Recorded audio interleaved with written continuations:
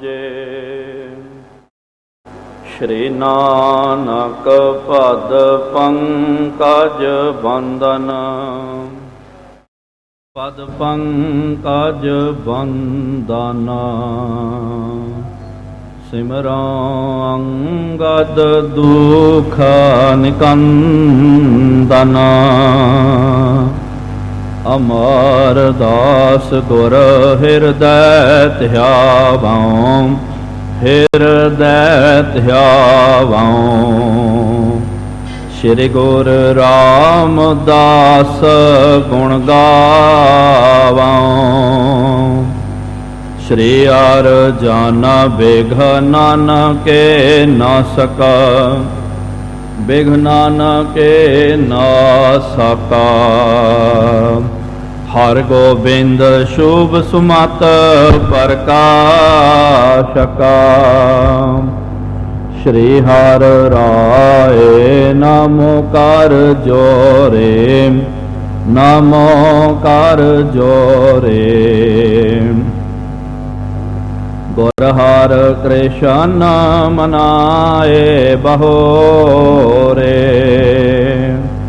ਤੇਗ ਬਹਾਦਰ ਪਰਮ ਕਿਰਪਾਲਾ, ਪਰਮ ਕਿਰਪਾਲਾ।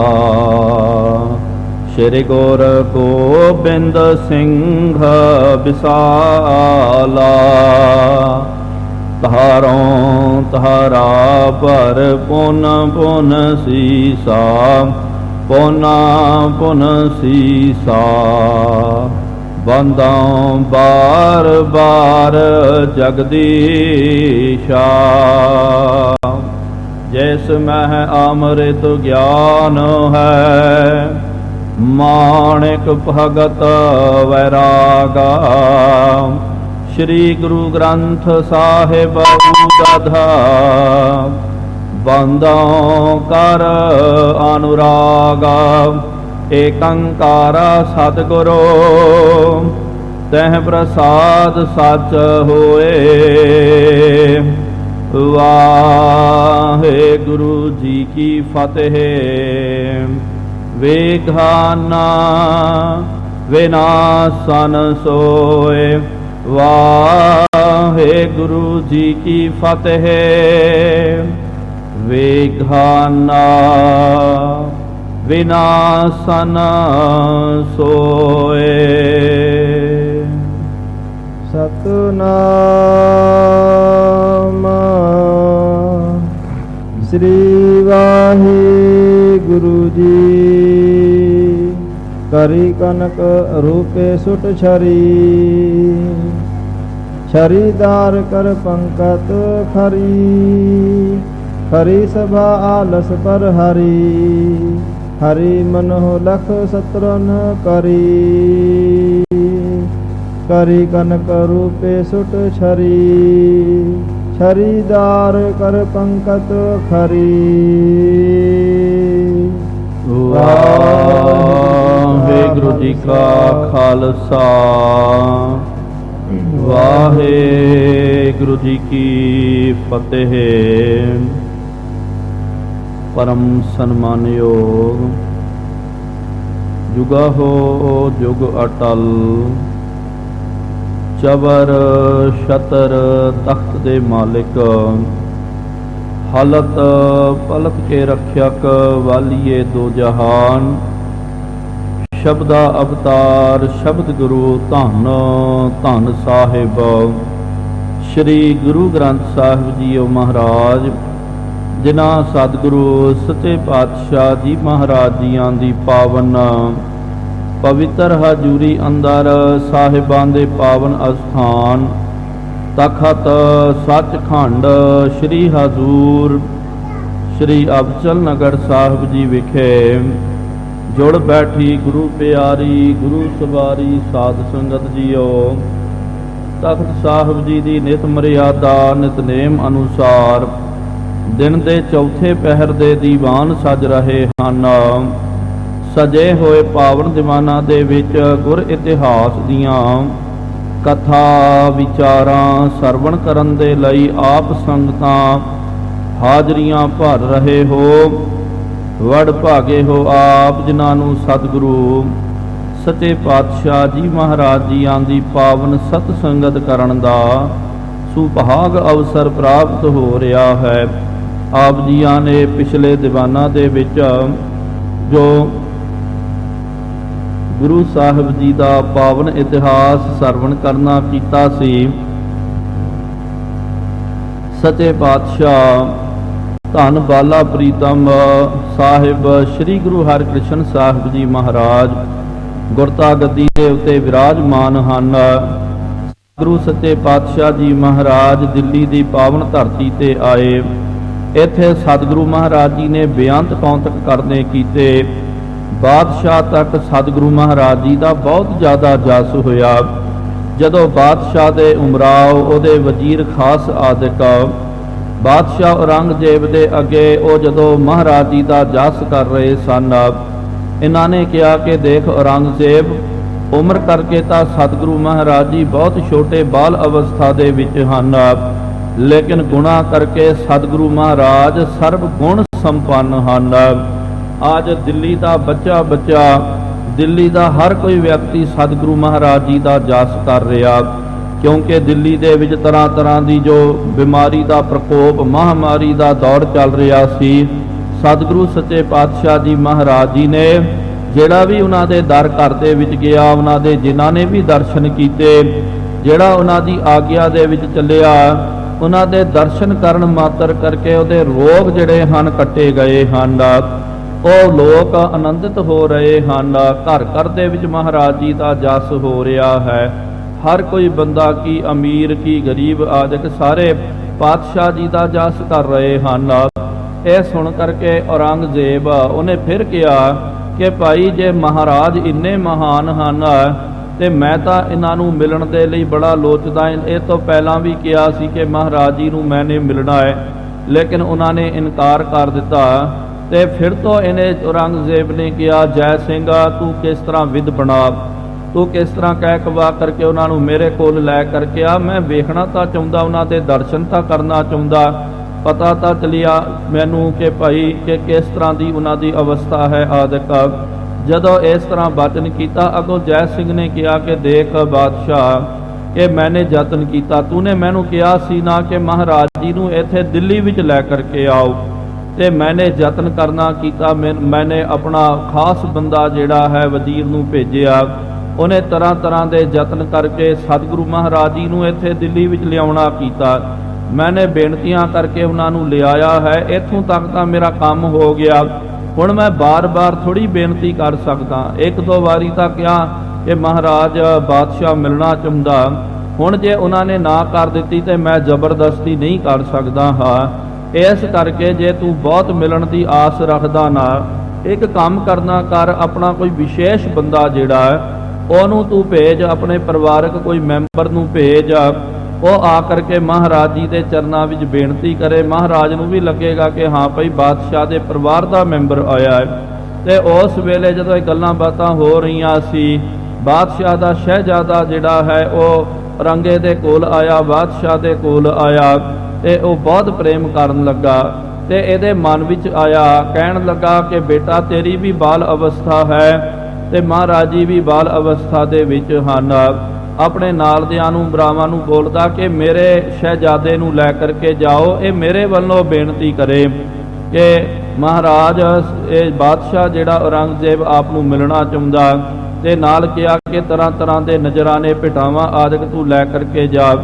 ਉਸ ਵੇਲੇ ਤਰ੍ਹਾਂ ਤਰ੍ਹਾਂ ਦੀਆਂ ਭੇਟਾਵਾਂ, ਨਜ਼ਰਾਨੇ ਆਦਿਕ ਲੈ ਕਰਕੇ ਇਹ ਸਾਰੇ ਉਮਰਾਵ ਖਾਸ ਆਦਿਕ ਸਤਿਗੁਰੂ ਮਹਾਰਾਜ ਜੀ ਦੇ ਦਰਸ਼ਨ ਦਿਦਾਰੇ ਕਰਨ ਦੇ ਲਈ ਜਦੋਂ ਆਏ। ਦੂਜੇ ਪਾਸੇ ਸਤਿਗੁਰੂ ਮਹਾਰਾਜ ਜੀ ਨੂੰ ਜਦੋਂ ਪਤਾ ਚੱਲਿਆ, ਗੁਰੂ ਕੇ ਸਿੱਖਾਂ ਨੇ ਪੂਰੀ ਤਿਆਰੀ ਕਰਨੀ ਕੀਤੀ ਹੈ। ਜਿਸ ਤਰ੍ਹਾਂ ਗੁਰੂ ਘਰ ਦਾ ਰਾਜਸੀ ਠਾਠ ਬਾਠ ਹੁੰਦਾ, ਚੜ੍ਹਦੀ ਕਲਾ ਦਾ ਜੋ ਪ੍ਰਤੀਕ ਹੈ, ਇਸ ਤਰ੍ਹਾਂ ਰਾਜਸੀ ਠਾਠ ਬਾਠ ਦੇ ਨਾਲ ਗੁਰੂ ਘਰ ਨੂੰ ਤਿਆਰ ਕਰਨਾ ਕੀਤਾ। ਸੋਹਣੀ ਵਿਛਾਈ ਕੀਤੀ ਗਈ ਹੈ। ਸੂਰਮੇ ਜਿਹੜੇ ਹਨ, ਜਿਹੜੇ ਗੁਰੂ ਮਹਾਰਾਜ ਜੀ ਦੇ ਅੰਗ ਸੰਗ ਰਿਆ ਕਰਦੇ, ਉਹ ਸਨੱਧਬੱਧ ਹੋ ਕਰਕੇ ਸੂਰਮੇ, ਉਹਨਾਂ ਦੀ ਫੌਜ ਆ ਗਈ ਤਿਆਰ ਪਰ ਤਿਆਰ ਹੋ ਕਰਕੇ, ਸੋਹਣੇ ਵਸਤਰ ਪਾ ਕਰਕੇ ਉਹ ਪਹਿਰੇ ਦੇ ਉੱਤੇ ਡਟ ਗਏ। ਚੋਪ ਬਰਦਾਰ ਜਿਹੜਾ ਚੋਪਾਂ ਲੈ ਕਰਕੇ ਖੜ ਗਿਆ। ਚਵਰ ਬਰਦਾਰ ਜਿਹੜਾ ਮਹਾਰਾਜ ਜੀ ਦੇ ਉੱਤੇ ਚਵਰ ਕਰ ਰਿਹਾ, ਦੀਵਾਨ ਸਜ ਗਿਆ। ਰਬਾਬੀ ਜਿਹੜੇ ਹਨ ਉਹ ਵੀ ਆ ਗਏ। ਉਹਨਾਂ ਨੇ ਆ ਕਰਕੇ ਗੁਰੂ ਘਰ ਦੇ ਵਿੱਚ ਕੀਰਤਨ ਕਰਨਾ ਕੀਤਾ। ਫਿਰ ਉਸ ਤੋਂ ਬਾਅਦ ਇਹ ਬਾਦਸ਼ਾਹ ਦਾ ਜਿਹੜਾ ਲੜਕਾ ਸ਼ਹਿਜ਼ਾਦਾ ਜਿਹੜਾ ਹੈ ਇਹ ਵੀ ਆਇਆ। ਆ ਕਰਕੇ ਇਹਨੇ ਆਪਣੇ ਮਤ ਮੁਤਾਬਕ ਜਿਸ ਤਰ੍ਹਾਂ ਉਹ ਸਲਾਮ ਆਦਿ ਕਰਦੇ ਉਸ ਤਰ੍ਹਾਂ ਉਹਨੇ ਕੀਤੀ ਹੈ। ਪਰਸਪਰ ਮਹਾਰਾਜ ਜੀ ਦਾ ਤੇ ਇਹਨਾਂ ਦਾ ਮੇਲ ਹੋਇਆ। ਇਸ ਤੋਂ ਬਾਅਦ ਉਹਦੇ ਉਮਰਾਵ ਆਦਿਕ ਜੋ ਉਹ ਨਜ਼ਰਾਨੇ ਲੈ ਕਰਕੇ ਆਏ, ਉਹਨਾਂ ਨੇ ਨਜ਼ਰਾਨੇ ਸਤਿਗੁਰੂ ਮਹਾਰਾਜ ਜੀ ਦੇ ਚਰਨਾਂ ਦੇ ਵਿੱਚ ਅਰਪਣ ਕਰਨਾ ਕੀਤਾ, ਭੇਟ ਕਰਨੀ ਕੀਤੀ ਹੈ। ਇੱਥੋਂ ਤੱਕ ਸਾਧ ਸੰਗਤ ਜੀ ਆਪ ਜੀਆਂ ਨੇ ਇਹ ਪਿਛਲੇ ਦੀਵਾਨਾਂ ਦੇ ਵਿੱਚ ਗੁਰੂ ਸਾਹਿਬ ਜੀ ਦਾ ਇਹ ਇਤਿਹਾਸ ਆਪ ਨੇ ਸਰਵਣ ਕਰਨਾ ਕੀਤਾ। ਅੱਗੇ ਪਾਤਸ਼ਾਹ ਜੀ ਜੋ ਕੌਤਕ ਕਰਨਗੇ ਉਹ ਇਤਿਹਾਸ ਆਪਾਂ ਸਰਵਣ ਕਰਨਾ ਕਰੀਏ। ਕੋਈ ਵੀ ਰਸਨਾ ਵਾਂਝੀ ਨਾ ਰਵੇ। ਸਤਿਗੁਰੂ ਮਹਾਰਾਜ ਜੀਆਂ ਦੇ ਪਾਵਨ ਦਰ ਘਰ ਤੇ ਆਪਣੀ ਹਾਜ਼ਰੀ ਨੂੰ ਦਰਜ ਕਰਵਾਉਂਦਿਆਂ ਹੋਇਆ ਪ੍ਰੇਮ ਅਤੇ ਸਤਿਕਾਰ ਸਹਿਤ ਉਚਾਰਨ ਕਰਨਾ ਕਰੋ ਜੀ। ਸਤਿਨਾਮ ਸ੍ਰੀ ਵਾਹਿਗੁਰੂ ਜੀ। ਫਿਰ ਇੱਕ ਵਾਰੀ ਉਚਾਰਨ ਕਰੋ ਜੀ। ਸਤਿਨਾਮ ਸ੍ਰੀ ਵਾਹਿਗੁਰੂ ਜੀ। ਸਤਿਨਾਮ ਸ੍ਰੀ ਵਾਹਿਗੁਰੂ ਜੀ। ਸੁਨ ਜੈ ਸਿੰਘ ਬੋਲਿਓ ਕਰ ਜੋਰ। ਇਸ ਤਰ੍ਹਾਂ ਸਾਧ ਸੰਗਤ ਜੀ ਸ਼ਹਿਜ਼ਾਦਾ ਜੋ ਆਇਆ ਸੀ ਨਾ ਔਰੰਗਜ਼ੇਬ ਦਾ, ਉਹਦੇ ਨਾਲ ਜਿਹੜੇ ਉਮਰਾਵ ਵਜ਼ੀਰ ਖਾਸ ਆਦਿਕ ਜਿਹੜੇ ਮੋਹਤਬਰ ਬੰਦੇ ਆਏ, ਉਹਨਾਂ ਨੇ ਆ ਕਰਕੇ ਸ੍ਰੀ ਗੁਰੂ ਹਰਿਕ੍ਰਿਸ਼ਨ ਸਾਹਿਬ ਜੀ ਮਹਾਰਾਜ ਜੀ ਦੇ ਚਰਨਾਂ ਦੇ ਵਿੱਚ ਅਰਜ਼ੋਈਆਂ ਬੇਨਤੀਆਂ ਕਰਨੀਆਂ ਕੀਤੀਆਂ। ਉਹਨਾਂ ਨੇ ਕਿਹਾ ਕਿ ਦੇਖੋ ਮਹਾਰਾਜ, ਔਰੰਗਜ਼ੇਬ ਜਿਹੜਾ ਜਿਹਦੇ ਉੱਤੇ ਸਿਰ ਦੇ ਉੱਤੇ ਛਤਰ ਝੁੱਲ ਰਿਹਾ, ਜੋ ਹੁਣ ਚੱਕਰਵਰਤੀ ਬਾਦਸ਼ਾਹ ਹੈ, ਬਹੁਤ ਵੱਡੇ ਐਸ਼ਵਰਜਾਂ ਦੇ ਨਾਲ ਜੋ ਭਰਿਆ ਹੋਇਆ, ਇਹ ਵੀ ਅਬ ਧਰਮ ਦੇ ਵਿੱਚ ਬਹੁਤ ਜ਼ਿਆਦਾ ਪਰਪੱਕ ਹੈ ਤੇ ਇਹ ਵੀ ਇੱਕ ਖੁਦਾ ਨੂੰ ਮੰਨਦੇ ਹਨ ਤੇ ਗੁਰੂ ਘਰ ਵੀ ਜਿਹੜਾ ਹੈ ਇੱਕ ਖੁਦਾ ਨੂੰ, ਇੱਕ ਪਰਮਾਤਮਾ ਨੂੰ ਮੰਨਦਾ ਹੈ। ਤੇ ਨਾਲ ਗੁਰੂ ਘਰ ਦੇ ਵਿੱਚ ਵੀ ਮੂਰਤੀ ਪੂਜਾ ਆਦਿਕ ਨਹੀਂ ਹੈ, ਕਿਉਂਕਿ ਇਹ ਇਸਲਾਮਿਕ ਲੋਕ ਇਹ ਕੱਟੜਵਾਦ ਲੋਕ ਬੁੱਤ ਪ੍ਰਸਤੀ ਦੇ ਨਾਲ ਬਹੁਤ ਜ਼ਿਆਦਾ ਈਰਖਾ ਕਰਦੇ, ਬਹੁਤ ਦਵੈਸ਼ ਕਰਦੇ। ਜਿਹੜਾ ਵੀ ਪੱਥਰ ਦੀ ਪੂਜਾ ਕਰਦਾ ਨਾ ਉਹਨੂੰ ਇਹ ਬਹੁਤ ਵੱਡਾ ਦੁਸ਼ਮਣ ਸਮਝਦੇ ਸਨ। ਤੇ ਇਹਨਾਂ ਨੇ ਕਿਹਾ ਕਿ ਗੁਰੂ ਘਰ ਦੇ ਵਿੱਚ ਵੀ ਬੁੱਤ ਪ੍ਰਸਤੀ ਨਹੀਂ ਹੈ, ਅਸੀਂ ਕੱਟੜ ਮੁਸਲਮਾਨ ਹਾਂ, ਅਸੀਂ ਵੀ ਬੁੱਤ ਪ੍ਰਸਤੀ ਨਹੀਂ ਕਰਦੇ ਹਾਂ। ਨਾਲ ਬਾਦਸ਼ਾਹ 5 ਵਕਤ ਦਾ ਨਮਾਜ਼ੀ ਹੈ, ਸ਼ਰਧ ਵਿੱਚ ਪਾਬੰਦ ਰਹਿਣ ਵਾਲਾ ਤੇ ਸੱਚ ਜਿਹੜਾ ਹੁੰਦਾ ਨਾ, ਸੱਚਾ ਧਰਮ, ਸੱਚੇ ਲੋਕ ਉਹਦੇ ਨਾਲ ਬੜਾ ਪ੍ਰੇਮ ਕਰਦਾ।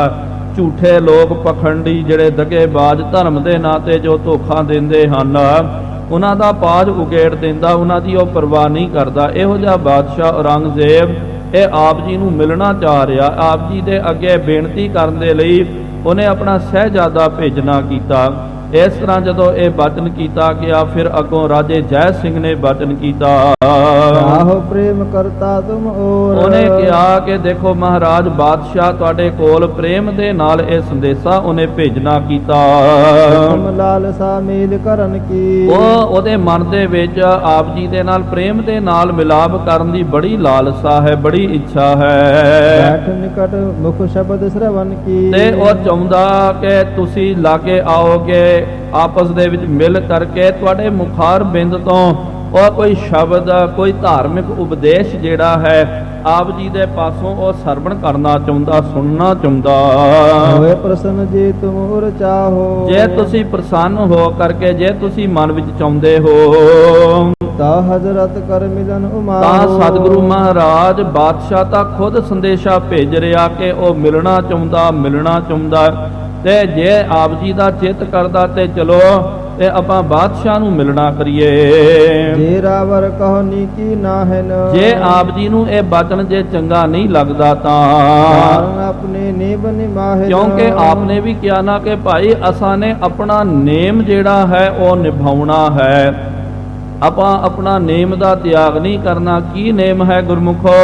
ਕਿਉਂਕਿ ਪਿਤਾ ਸਤਿਗੁਰਾਂ ਨੇ ਕਿਹਾ ਸੀ ਕਿ ਨਹਿ ਮਲੇਸ਼ ਕੋ ਦਰਸ਼ਨ ਦੈ ਹੈ, ਕਿ ਭਾਈ ਇਹ ਰਾਜੇ ਮਹਾਰਾਜਿਆਂ ਦੇ ਮੱਥੇ ਨਹੀਂ ਲੱਗਣਾ, ਇਹਨਾਂ ਨੂੰ ਦਰਸ਼ਨ ਨਹੀਂ ਦੇਣਾ ਤੇ ਇਹਨਾਂ ਦੇ ਕਰਨੇ ਵੀ ਨਹੀਂ ਹਨ। ਇਹ ਨੇਮ 7ਵੇਂ ਪਾਤਸ਼ਾਹ ਜੀ ਮਹਾਰਾਜ ਨੇ ਵੀ ਨਿਭਾਇਆ। ਅਸਲ ਦੇ ਵਿੱਚ ਇਹ ਬਚਨ ਜਿਹੜਾ ਨਾ 6ਵੇਂ ਪਾਤਸ਼ਾਹ ਜੀ ਮਹਾਰਾਜ ਜੀ ਨੇ 7ਵੇਂ ਪਾਤਸ਼ਾਹ ਜੀ ਮਹਾਰਾਜ ਜੀ ਦੇ ਪ੍ਰਤੀ ਉਚਾਰਨ ਕੀਤਾ। ਅੱਗੇ 7ਵੇਂ ਪਾਤਸ਼ਾਹ ਜੀ ਮਹਾਰਾਜ ਜੀਆਂ ਨੇ ਵੀ 8ਵੇਂ ਪਾਤਸ਼ਾਹੀ ਗੁਰੂ ਹਰਕ੍ਰਿਸ਼ਨ ਸਾਹਿਬ ਜੀ ਮਹਾਰਾਜ ਜੀ ਨੂੰ ਜਦੋਂ ਗੁਰਤਾ ਗੱਦੀ ਦੇ ਉੱਤੇ ਸ਼ੁਭਾਇਮਾਨ ਕਰਨਾ ਕੀਤਾ, ਇਹ ਬਚਨ ਕੀਤਾ ਕਿ ਬੇਟਾ ਨਹਿ ਮਲੇਸ਼ ਕੋ ਦਰਸ਼ਨ ਦੇ ਹੈ, ਜੋ ਮਰਜ਼ੀ ਹੋ ਜਾਏ ਇਹ ਮਲੇਸ਼ ਨੂੰ ਆਪਣੇ ਦਰਸ਼ਨ ਨਹੀਂ ਦੇਣੇ ਹਨ। ਜੇ ਇਹ ਨੇਮ ਆਪਨੇ ਆਪਣਾ ਨਿਭਾਉਣਾ ਹੈ ਤਾਂ ਨਿਜ ਮੁਖ ਤੇ ਸ਼ਬਦ ਸੁਣਾਵਾ। ਤਾਂ ਬਾਦਸ਼ਾਹ ਉਹ ਬੇਨਤੀ ਕਰਦਾ ਜੇ ਆਪ ਜੀ ਨਹੀਂ ਆਉਂਦੇ ਤਾਂ ਸਤਿਗੁਰੂ ਮਹਾਰਾਜ ਕਿਰਪਾ ਕਰੋ ਆਪਣੀ ਰਸਨਾ ਤੋਂ, ਆਪਣੇ ਮੁਬਾਰਕ ਮੁਖਾਰ ਬਿੰਦ ਤੋਂ ਕੋਈ ਗੁਰਬਾਣੀ ਦਾ ਸ਼ਬਦ, ਕੋਈ ਉਪਦੇਸ਼ ਦਾ ਸ਼ਬਦ ਆਪ ਜੀ ਸਰਵਣ ਕਰਾਉਣਾ ਕਰੋ। ਵਿੱਚ ਪਾਰਸੀ ਕੇ ਲਿਖਵਾਵਹੁ ਨਾਲ, ਕਿਉਂਕਿ ਇਹ ਜਿਹੜਾ ਨਾ ਬਾਦਸ਼ਾਹ ਜਿਹੜਾ ਇਹ ਪਾਰਸੀ ਜਿਹੜਾ ਫਾਰਸੀ ਅੱਖਰ ਜਿਹੜੇ ਹਨ ਇਹਨੂੰ ਇਹ ਜਾਣਦੇ ਸੀ। ਅਸਲ ਦੇ ਵਿੱਚ ਸਾਧ ਸੰਗਤ ਜੀ ਉਰਦੂ ਜਿਹੜੀ ਹੈ ਇਹ ਉਰਦੂ ਬਾਅਦ ਦੇ ਵਿੱਚ ਸ਼ਾਹਜਹਾਂ ਦੇ ਵੇਲੇ ਇਹ ਭਾਸ਼ਾ ਬਣੀ ਸੀ। ਅਸਲ ਦੇ ਵਿੱਚ ਪੁਰਾਤਨ ਭਾਸ਼ਾ ਜਿਹੜੀ ਹੈ ਇਹ ਫਾਰਸੀ ਹੈ, ਪਰਸ਼ੀਅਨ ਲੋਕਾਂ ਦੀ ਇਹ ਬੋਲੀ ਹੈ ਤੇ ਲਿਪੀ ਵੀ ਜਿਹੜੀ ਹੈ ਉਹ ਉਹਨਾਂ ਦੀ ਵਰਤਦੇ ਹਨ। ਅਰਬੀ ਲੋਕਾਂ ਨੇ ਫਿਰ ਕੀ ਕੀਤਾ, ਇਹਨਾਂ ਨੂੰ ਮਾਰ ਕੁੱਟ ਕਰਕੇ ਇਹ ਜਿਹੜੇ ਪਾਰਸੀ ਲੋਕ ਸਨ, ਫਾਰਸ ਦੇ ਵਿੱਚ ਰਹਿਣ ਵਾਲੇ ਇਰਾਕ, ਈਰਾਨ ਆਦਿਕ ਪਰਸ਼ੀਅਨ ਲੋਕ ਇੱਥੇ ਰਿਹਾ ਕਰਦੇ ਸਨ। ਇਹਨਾਂ ਨੇ ਜ਼ਬਰਦਸਤੀ ਉਹਨਾਂ ਦੇ ਉੱਤੇ ਹਮਲਾ ਕਰਕੇ ਉਹ ਇਲਾਕੇ ਦੇ ਉੱਤੇ ਕਬਜ਼ਾ ਕਰ ਲਿਆ ਤੇ ਜ਼ਬਰਦਸਤੀ ਉੱਥੇ ਇਸਲਾਮ ਦਾ ਉਹਨਾਂ ਨੇ ਪ੍ਰਚਾਰ ਕੀਤਾ, ਇਸਲਾਮ ਦਾ ਸ਼ਰੀਆ ਲਾਗੂ ਕੀਤਾ ਤੇ ਉਹ ਜਿਹੜੇ ਹਨ ਇਸਲਾਮ ਦਾ ਧਰਮ ਤਾਂ ਲਾਗੂ ਕਰ ਦਿੱਤਾ, ਲੇਕਿਨ ਲਿਪੀ ਜਿਹੜੀ ਹੈ ਪਰਸ਼ੀਅਨ ਲੋਕਾਂ ਦੀ ਲਿਪੀ ਜਿਹੜੀ ਹੈ ਉਹ ਲਿਪੀ ਉਹਨਾਂ ਦੀ ਰਹਿ ਗਈ। ਉਰਦੂ ਜੋ ਹੈ ਨਾ ਸਾਧ ਸੰਗਤ ਜੀ ਅਸਲ ਦੇ ਵਿੱਚ ਇਹ ਮੁਗਲ ਲੋਕ ਜਿਹੜੇ, ਕਿਉਂਕਿ ਇਹ ਅਰਬੀ ਫਾਰਸੀ ਜ਼ਿਆਦਾ ਜਾਣਦੇ ਸੀ ਤੇ ਉਰਦੂ ਜੋ ਹੈ ਨਾ ਹਿੰਦਵੀ ਤੇ ਅਰਬੀ ਫਾਰਸੀ ਦਾ ਮਿਲਾ ਜੁਲਾ ਰੂਪ ਹੈ। ਇਹ ਮਿਲੀ ਜੁਲੀ ਭਾਸ਼ਾ ਜਿਹੜੀ ਹੈ ਉਹਨੂੰ ਉਰਦੂ ਕਿਹਾ ਜਾਂਦਾ। ਹੁਣ ਆਪ ਜੀ ਦੇਖੋ ਉਰਦੂ ਦੇ ਵਿੱਚ ਬਹੁਤ ਸਾਰੇ ਹਿੰਦੀ ਸ਼ਬਦ ਆਉਂਦੇ ਹਨ, ਬਹੁਤ ਜ਼ਿਆਦਾ ਫਿਰ ਅਰਬੀ ਦੇ ਫਾਰਸੀ ਦੇ ਸ਼ਬਦ ਆਉਂਦੇ ਤੇ ਇਹਨੇ ਕਿਹਾ ਔਰੰਗਜ਼ੇਬ ਨੇ ਕਿ ਮਹਾਰਾਜ ਮੈਂ ਪਾਰਸੀ ਜਾਣਦਾ, ਫਾਰਸੀ ਅੱਖਰ ਜਿਹਨੂੰ ਆਪਾਂ ਬੋਲਦੇ ਆ ਇਹ ਜਾਣਦਾ, ਤੁਸੀਂ ਕਿਰਪਾ ਕਰੋ ਫਾਰਸੀ ਅੱਖਰ ਦੇ ਵਿੱਚ ਜੋ ਆਪ ਜੀ ਦਾ ਪਾਵਨ ਸ਼ਬਦ ਹੈ, ਬਾਣੀ ਹੈ, ਉਹ ਆਪ ਨੇ ਲਿਖ ਕੇ ਭੇਜਣਾ ਕਰੋ। ਇਸ ਕਰਕੇ ਗੁਰਮੁਖੋ ਯਾਦ ਰੱਖੋ ਜੋ ਧੰਨ ਗੁਰੂ ਗੋਬਿੰਦ ਸਿੰਘ ਸਾਹਿਬ ਜੀ ਮਹਾਰਾਜ ਜੀਆਂ ਨੇ ਦੀਨੇ ਕਾਂਗੜ ਤੋਂ ਪਾਤਸ਼ਾਹ ਜੀ ਨੇ ਔਰੰਗਜ਼ੇਬ ਦੇ ਪ੍ਰਤੀ ਜੋ ਜ਼ਫਰਨਾਮੇ ਦੀ ਚਿੱਠੀ ਲਿਖਣੀ ਕੀਤੀ, ਅੱਜ ਵੀ ਸਾਧ ਸੰਗਤ ਜੀ ਉਹਦਾ ਉਲੱਥਾ, ਉਹਦੀ ਕਾਪੀ ਜਿਹੜੀ ਹੈ ਔਰੰਗਾਬਾਦ ਦੇ ਵਿੱਚ ਜਿਹੜਾ ਪਾਵਨ ਅਸਥਾਨ ਧਾਮਨੀ ਮਹੱਲੇ ਦੇ ਵਿੱਚ ਹੈ, ਭਾਈ ਦਇਆ ਸਿੰਘ, ਭਾਈ ਧਰਮ ਸਿੰਘ ਸਾਹਿਬ ਜੀ ਦਾ ਉਹ ਪੁਰਾਤਨ ਅਸਥਾਨ ਅੱਜ ਵੀ ਸਾਧ ਸੰਗਤ ਜੀ ਉਹ ਪੁਰਾਤਨ ਜਿਹੜੇ ਦਸਤਾਵੇਜ਼ ਜੋ ਹਨ ਫਾਰਸੀ ਦੇ ਵਿੱਚ ਜੋ ਮਹਾਰਾਜ ਜੀ ਨੇ ਜ਼ਫਰਨਾਮਾ ਲਿਖਣਾ ਕੀਤਾ ਉਹ ਅੱਜ ਵੀ ਉੱਥੇ ਮੌਜੂਦ ਹਨ।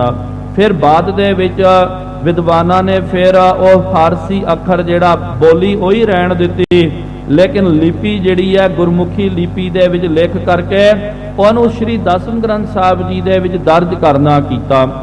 ਲੇਕਿਨ ਗੁਰੂ ਗੋਬਿੰਦ ਸਿੰਘ ਸਾਹਿਬ ਜੀ ਮਹਾਰਾਜ ਅਰਬੀ ਫਾਰਸੀ ਦੇ ਬਹੁਤ ਵੱਡੇ ਆਲਮ ਫਾਜ਼ਲ ਵਿਦਵਾਨ ਸਨ ਤੇ ਯਾਦ ਰੱਖੋ ਜ਼ਫਰਨਾਮਾ ਜਿਹੜਾ ਹੈ ਉਹ ਮਹਾਰਾਜ ਜੀ ਨੇ ਫਾਰਸੀ ਦੇ ਵਿੱਚ ਲਿਖਣਾ ਕੀਤਾ। ਫਾਰਸੀ ਦੇ ਵਿੱਚ ਲਿਖਿਆ, ਕਿਉਂ ਲਿਖਿਆ? ਕਿਉਂਕਿ ਔਰੰਗਜ਼ੇਬ ਫਾਰਸੀ ਜਾਣਦਾ ਸੀ। ਜਿਹੜਾ ਬੰਦਾ ਜਿਹੜਾ ਉਹਨੂੰ ਬੋਲੀ ਨਹੀਂ ਆਉਂਦੀ ਹੋਵੇ, ਜਿਹੜੀ ਲਿਪੀ ਉਹ ਪੜ੍ਹ ਨਹੀਂ ਸਕਦਾ, ਸਮਝ ਲਿਓ ਕਿ ਕੋਈ ਪੰਜਾਬੀ ਜਿਹੜਾ ਹੈ ਗੁਰਮੁਖੀ ਅੱਖਰਾਂ ਨੂੰ ਜਾਣਨ ਵਾਲਾ, ਜਿਹੜਾ ਸਿਰਫ ਗੁਰਮੁਖੀ ਅੱਖਰਾਂ ਨੂੰ ਜਾਣਦਾ ਹੈ, ਉਹਨੂੰ ਤੁਸੀਂ ਤੇਲਗੂ ਭਾਸ਼ਾ ਦੇ ਵਿੱਚ ਕੋਈ ਲਿਖ ਕਰਕੇ ਭੇਜ ਦਿਓ, ਉਹਨੇ ਉਹ ਚਿੱਠੀ ਨੂੰ ਪਾੜ ਦੇਣਾ, ਉਹਨੇ ਕਹਿਣਾ ਕਿ ਪਤਾ ਨਹੀਂ ਇਹ ਜਲੇਬੀਆਂ ਕੀ ਕੱਢ ਕੇ ਰੱਖ ਦਿੱਤੀਆਂ, ਉਹਨੂੰ ਪਤਾ ਹੀ ਨਹੀਂ ਲੱਗੇਗਾ। ਲੇਕਿਨ ਉਹਨੂੰ ਕੁਝ ਪੜਾਉਣਾ ਹੈ, ਕੋਈ ਬਚਾਉਣਾ ਹੈ, ਤਾਂ ਉਹਦੇ ਲਈ ਉਹ ਲਿਪੀ, ਉਹ ਬੋਲੀ ਦਾ ਇਸਤੇਮਾਲ ਕਰਨਾ ਪਵੇਗਾ ਤੇ ਉਹ ਲਿਪੀ, ਉਹ ਬੋਲੀ ਜਿਹਨੂੰ ਉਹ ਜਾਣਦਾ, ਉਹਦੇ ਵਿੱਚ ਪੜ੍ਹ ਕਰਕੇ ਉਹ ਸਮਝ ਸਕਦਾ ਕਿ ਫਲਾਣਾ ਮੈਨੂੰ ਕੀ ਕਹਿਣਾ ਚਾਹੁੰਦਾ ਹੈ। ਸੋ ਸਤਿਗੁਰੂ ਮਹਾਰਾਜ ਜੀ ਨੇ ਇਹ ਫਾਰਸੀ ਜਾਣਦਾ ਕਰਕੇ ਫਾਰਸੀ ਦੇ ਵਿੱਚ ਜ਼ਫਰਨਾਮਾ ਜੋ ਹੈ, ਮੂਲ ਜਿਹੜਾ ਜ਼ਫਰਨਾਮੇ ਦਾ ਖਰੜਾ ਜਿਹਦੀ ਕਾਪੀ ਅੱਜ ਵੀ ਉੱਥੇ ਔਰੰਗਾਬਾਦ ਦੇ ਵਿੱਚ ਮੌਜੂਦ ਹੈ।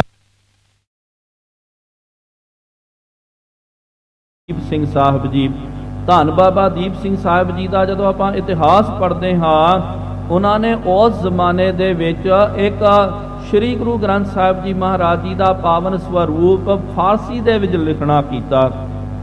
ਫਾਰਸੀ ਦੇ ਵਿੱਚ ਲਿਪੀ ਜਿਹੜੀ ਹੈ ਫਾਰਸੀ ਦੀ ਹੈ, ਉਹੀ ਜਿਹੜੇ ਹਨ ਗੁਰਬਾਣੀ ਦੇ ਸ਼ਬਦ ਫਾਰਸੀ ਦੇ ਵਿੱਚ ਲਿਖ ਕਰਕੇ ਉਹਨਾਂ ਨੇ ਜੋ ਉਥੋਂ ਦੀਆਂ ਸੰਗਤਾਂ ਜੋ ਹਨ ਉਹਨਾਂ ਦੇ ਪ੍ਰਤੀ ਭੇਜਣਾ ਕੀਤਾ। ਖੈਰ ਉਹ ਇਹ ਖੋਜ ਦਾ ਵਿਸ਼ਾ ਹੈ ਕਿ ਉਹ ਸਰੂਪ ਕਿੱਥੇ ਹੈ, ਅੱਜ ਹੈ ਅਸਤਿਤਵ ਵਿੱਚ ਜਾਂ ਨਹੀਂ ਹੈ, ਇਹ ਖੋਜ ਦਾ ਵਿਸ਼ਾ ਹੈ। ਲੇਕਿਨ ਇਤਿਹਾਸ ਪੜ੍ਹਦੇ ਹਾਂ ਤੇ ਪਤਾ ਚੱਲਦਾ ਕਿ ਅਰਬ ਦੇ ਲੋਕ ਜਿਹੜੇ ਸਨ, ਅਰਬੀਅਨ ਲੋਕ ਜਿਹੜੇ ਅਰਬੀ ਹੈ ਸਿੱਖ, ਇੱਕ ਗੱਲ ਯਾਦ ਰੱਖੋ ਸਾਧ ਸੰਗਤ ਜੀ, ਕਿਉਂਕਿ ਸਿੱਖੀ ਜੋ ਹੈ ਇਹ ਬਹੁਤ ਵਿਸ਼ਾਲ ਹੈ, ਬਹੁਤ ਵੱਡੀ ਹੈ। ਅਸਲ ਦੇ ਵਿੱਚ ਸਿੱਖੀ ਦੀ ਮਰਿਆਦਾ ਜੋ ਧਾਰਨ ਕਰਦਾ ਉਹ ਅਸਲੀ ਸਿੱਖ ਹੈ। ਇਹ ਬੋਲੀ ਦੇ ਨਾਲ, ਕਿਉਂਕਿ ਕੀ ਹੁੰਦਾ, ਜਿਹੜੇ ਇਲਾਕੇ ਦੇ ਵਿੱਚ ਜਿਹੋ ਜਿਹਾ ਦੇਸ਼ ਹੁੰਦਾ, ਜੈਸਾ ਦੇਸ਼ ਵੈਸਾ ਭੇਸ। ਮਹਾਰਾਜ ਨੇ ਵੀ ਕਿਹਾ ਨਾ ਨਿਆਰੇ ਨਿਆਰੇ ਦੇਸਨ ਕੇ ਭੇਸ ਕੋ ਭਰਮਾਓ ਹੈ। ਤਰ੍ਹਾਂ ਤਰ੍ਹਾਂ ਦੇ ਦੇਸ਼ ਹਨ, ਉਹਨਾਂ ਦੇ ਭੇਸ ਵੱਖਰੇ, ਉਹਨਾਂ ਦੀ ਬੋਲੀ ਵੱਖਰੀ, ਇਹਦੇ ਵਿੱਚ ਬੰਦਾ ਭਰਮਿਤ ਹੋ ਜਾਂਦਾ। ਹੁਣ ਦੇਖੋ ਸਿੱਖੀ ਹੈ, ਹੁਣ ਹਜੂਰ ਸਾਹਿਬ ਦੇ ਵਿੱਚ ਵੀ ਹਜੂਰੀ ਸਿੰਘਾਂ ਨੂੰ ਆਪ ਜੀ ਦੇਖੋ ਜ਼ਿਆਦਾ ਕਰਕੇ ਅਸੀਂ ਆਮ ਬੋਲਚਾਲ ਦੇ ਵਿੱਚ ਵਰਤੋਂ ਵਿਵਹਾਰ ਦੇ ਵਿੱਚ ਹਿੰਦਵੀ ਬੋਲਦੇ ਹਾਂ। ਹਿੰਦਵੀ ਜ਼ਿਆਦਾ ਘਰਾਂ ਦੇ ਵਿੱਚ ਆਮ ਬੋਲਚਾਲ ਦੇ ਵਿੱਚ ਵਰਤੀ ਜਾਂਦੀ ਹੈ, ਲੇਕਿਨ ਕਦੇ ਇਹ ਨਹੀਂ ਸੋਚਣਾ ਜੀ ਇਹ ਤੇ ਹਿੰਦੀ ਬੋਲਦੇ ਹਨ, ਇਹ ਤਾਂ ਮਰਾਠੀ ਬੋਲਦੇ, ਇਹਨਾਂ ਨੇ ਹਿੰਦੀ ਪੜ੍ਹਨੀ ਕੀਤੀ, ਇਹ ਮਰਾਠੀ ਪੜ੍ਹਦੇ ਹਨ। ਕਿਉਂਕਿ ਸਾਧ ਸੰਗਤ ਜੀ ਅਸੀਂ ਮਹਾਰਾਸ਼ਟਰ ਦੇ ਵਿੱਚ ਰਹਿੰਦੇ ਹਾਂ, ਇਹ ਇਲਾਕੇ ਦਾ ਪ੍ਰਭਾਵ ਸਾਡੇ ਉੱਤੇ ਵੀ ਹੈ। ਸਕੂਲਾਂ ਕਾਲਜਾਂ ਦੇ ਵਿੱਚ ਜਦੋਂ ਪੜ੍ਹਾਂਗੇ ਤੇ ਮਰਾਠੀ ਪੜ੍ਹਨੀ ਪੈਂਦੀ ਹੈ, ਹਿੰਦੀ ਪੜ੍ਹਨੀ ਪੈਂਦੀ ਹੈ, ਅੰਗਰੇਜ਼ੀ ਪੜ੍ਹਨੀ ਪੈਂਦੀ ਹੈ। ਬੋਲ ਚਾਲ ਜੋ ਮਰਜ਼ੀ ਹੋਵੇ, ਸਿੱਖੀ ਸਿਧਾਂਤ ਜਿਹੜਾ ਉਹ ਮਜ਼ਬੂਤ ਰਹਿਣਾ ਚਾਹੀਦਾ। ਇਸ ਤਰ੍ਹਾਂ ਹੀ ਕਈ ਲੋਕ ਨਾ ਇਹਦੇ ਵਿੱਚ ਹੀ ਉਹ ਬਹੁਤ ਜ਼ਿਆਦਾ ਕਿੰਤੂ ਪਰੰਤੂ ਕਰਦੇ। ਉਹ ਕਹਿੰਦੇ ਕਿ ਭਾਈ ਤੁਸੀਂ ਕਾਹਦੇ ਸਰਦਾਰ ਹੋ, ਤੁਸੀਂ ਪੰਜਾਬੀ ਨਹੀਂ ਬੋਲਦੇ।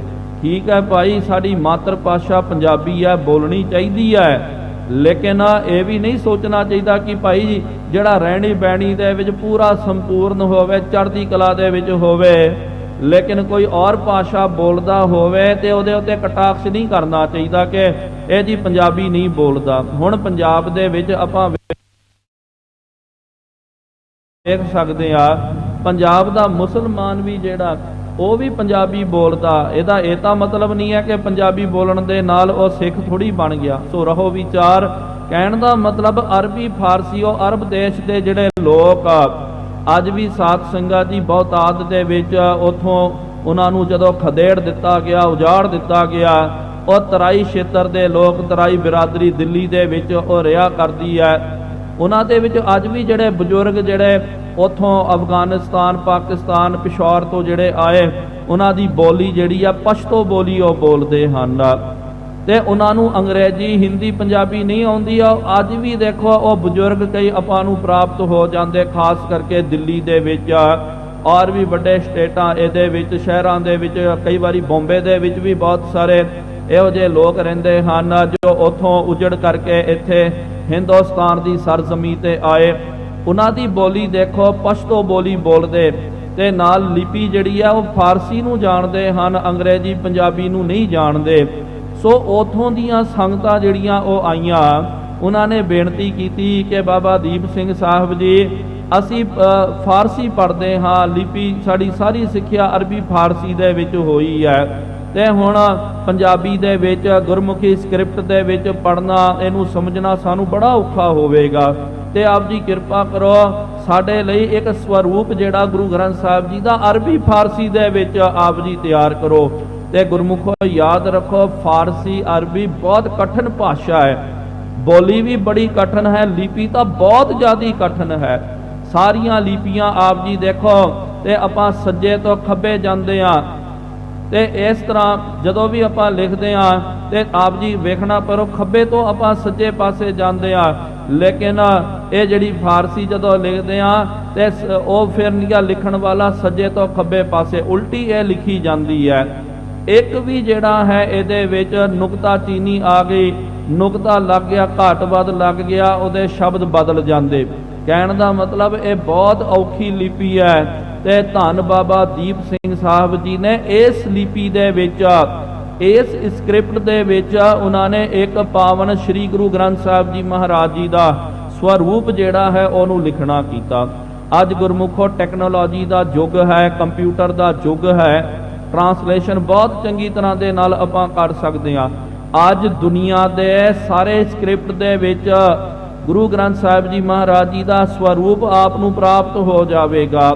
ਹਿੰਦੀ ਵਿੱਚ ਪੜ੍ਹਨਾ, ਮਰਾਠੀ ਦੇ ਵਿੱਚ ਪੜ੍ਹਨਾ, ਜੋ ਬੋਲੀ ਵਿੱਚ ਭਾਸ਼ਾ ਵਿੱਚ ਪੜ੍ਹਨਾ ਆਪ ਨੂੰ ਮਿਲ ਜਾਵੇਗਾ, ਕਿਉਂਕਿ ਅੱਜ ਟੈਕਨੋਲੋਜੀ ਬਹੁਤ ਵੱਧ ਗਈ। ਉਹਨਾਂ ਜ਼ਮਾਨਿਆਂ ਦੇ ਵਿੱਚ ਸਭ ਤੋਂ ਪਹਿਲਾ ਆ ਕੰਮ ਜਿਹੜਾ ਬਾਬਾ ਦੀਪ ਸਿੰਘ ਸਾਹਿਬ ਜੀ ਨੇ ਕਰਨਾ ਕੀਤਾ, ਫਾਰਸੀ ਅਰਬੀ ਦੇ ਵਿੱਚ ਉਹਨਾਂ ਨੇ ਗੁਰੂ ਗ੍ਰੰਥ ਸਾਹਿਬ ਜੀ ਦਾ ਸਵਰੂਪ ਤਿਆਰ ਕਰਨਾ ਕੀਤਾ ਹੈ। ਸੁਨਤ ਪ੍ਰਸੰਨ ਹੋਏ ਹੈ ਸ਼ਾਹੋ। ਤੇ ਇਹ ਰਾਜੇ ਜੈ ਸਿੰਘ ਨੇ ਕਿਹਾ ਮਹਾਰਾਜ ਫਾਰਸੀ ਦੇ ਵਿੱਚ ਜੋ ਆਪ ਜੀ ਬਚਨ ਉਚਾਰਨ ਕਰੋਗੇ ਗੁਰਬਾਣੀ ਦਾ, ਫਾਰਸੀ ਦੇ ਵਿੱਚ ਲਿਖ ਕਰਕੇ ਉਹਦਾ ਨਾਲ ਤਰਜਮਾ, ਉਹਦਾ ਅਰਥ ਕਰਕੇ ਉਹ ਕਹਿੰਦਾ ਜੀ ਮੈਨੂੰ ਭੇਜੋ, ਮੈਂ ਵੀ ਇਹਨਾਂ ਦਾ ਮਨਸ਼ਾ, ਇਹਨਾਂ ਦੀ ਬਾਣੀ ਨੂੰ ਪੜ੍ਹਨਾ ਚਾਹੁੰਦਾ, ਇਹਨਾਂ ਦਾ ਕੀ ਉਪਦੇਸ਼ ਹੈ ਸੁਣ ਕੇ ਉਹ ਪ੍ਰਸੰਨ ਹੋਵੇਗਾ। ਮਿਲਵੇ ਸਮਝਾਨ ਹੈ ਮਨ ਮਾਹੋ। ਉਹਨੇ ਕਿਹਾ ਕਿ ਜੇ ਮਹਾਰਾਜ ਜੀ ਨਹੀਂ ਮਿਲਣਾ ਚਾਹੁੰਦੇ ਤਾਂ ਭਾਈ ਮੈਨੂੰ ਆਪਣਾ ਉਪਦੇਸ਼ ਜਿਹੜਾ ਹੈ ਉਹ ਲਿਖ ਕਰਕੇ ਭੇਜ ਦੇਣ। ਉਹਨਾਂ ਦਾ ਉਪਦੇਸ਼ ਹੀ ਜਿਹੜਾ ਹੈ ਮੈਂ ਉਹਨਾਂ ਦੇ ਮਿਲਣ ਦੇ ਸਮਾਨ ਜਾਣ ਲਵਾਂਗਾ। ਜੋ ਉਹਨਾਂ ਨੇ ਉਪਦੇਸ਼, ਜੋ ਸ਼ਬਦ ਲਿਖ ਕਰਕੇ ਦਿੱਤਾ ਉਹਨੂੰ ਹੀ ਮੈਂ ਸੋਚਾਂਗਾ ਜੀ ਇਹਦੇ ਵਿੱਚ ਹੀ ਮਹਾਰਾਜ ਜੀ ਦੇ ਦਰਸ਼ਨ ਮੈਨੂੰ ਹੋ ਜਾਣਗੇ। ਮੁਝ ਪਰ ਹੁਕਮ ਸ਼ਾਹ ਕੋ ਐਸੇ। ਤੇ ਬਾਦਸ਼ਾਹ ਨੇ ਜੈ ਸਿੰਘ ਕਹਿਣ ਲੱਗਾ ਮੇਰੇ ਉਤੇ ਇਹ ਹੁਕਮ ਕਰਨਾ ਕੀਤਾ। ਚਾਹਤ ਪ੍ਰਸੰਨਤਾ ਮਿਲ ਹੈ ਜੈਸੇ। ਉਹ ਚਾਹੁੰਦਾ ਕਿ ਮਹਾਰਾਜ ਪ੍ਰਸੰਨ ਹੋ ਕਰਕੇ ਜ਼ਬਰਦਸਤੀ ਨਹੀਂ ਕਰਨਾ ਚਾਹੁੰਦਾ, ਕਿਉਂਕਿ ਉਹਨੂੰ ਦੱਸ ਦਿੱਤਾ ਸੀ, ਅਸਾਂ ਪਹਿਲਾਂ ਹੀ ਕਹਿ ਦਿੱਤਾ। ਉਹ ਕਹਿੰਦਾ ਕਿ ਪ੍ਰਸੰਨਤਾ ਦੇ ਨਾਲ ਮਹਾਰਾਜ ਜੀ ਮਿਲਦੇ ਤੇ ਮੈਂ ਮਹਾਰਾਜ ਨੂੰ ਮਿਲਣਾ ਚਾਹੁੰਦਾ।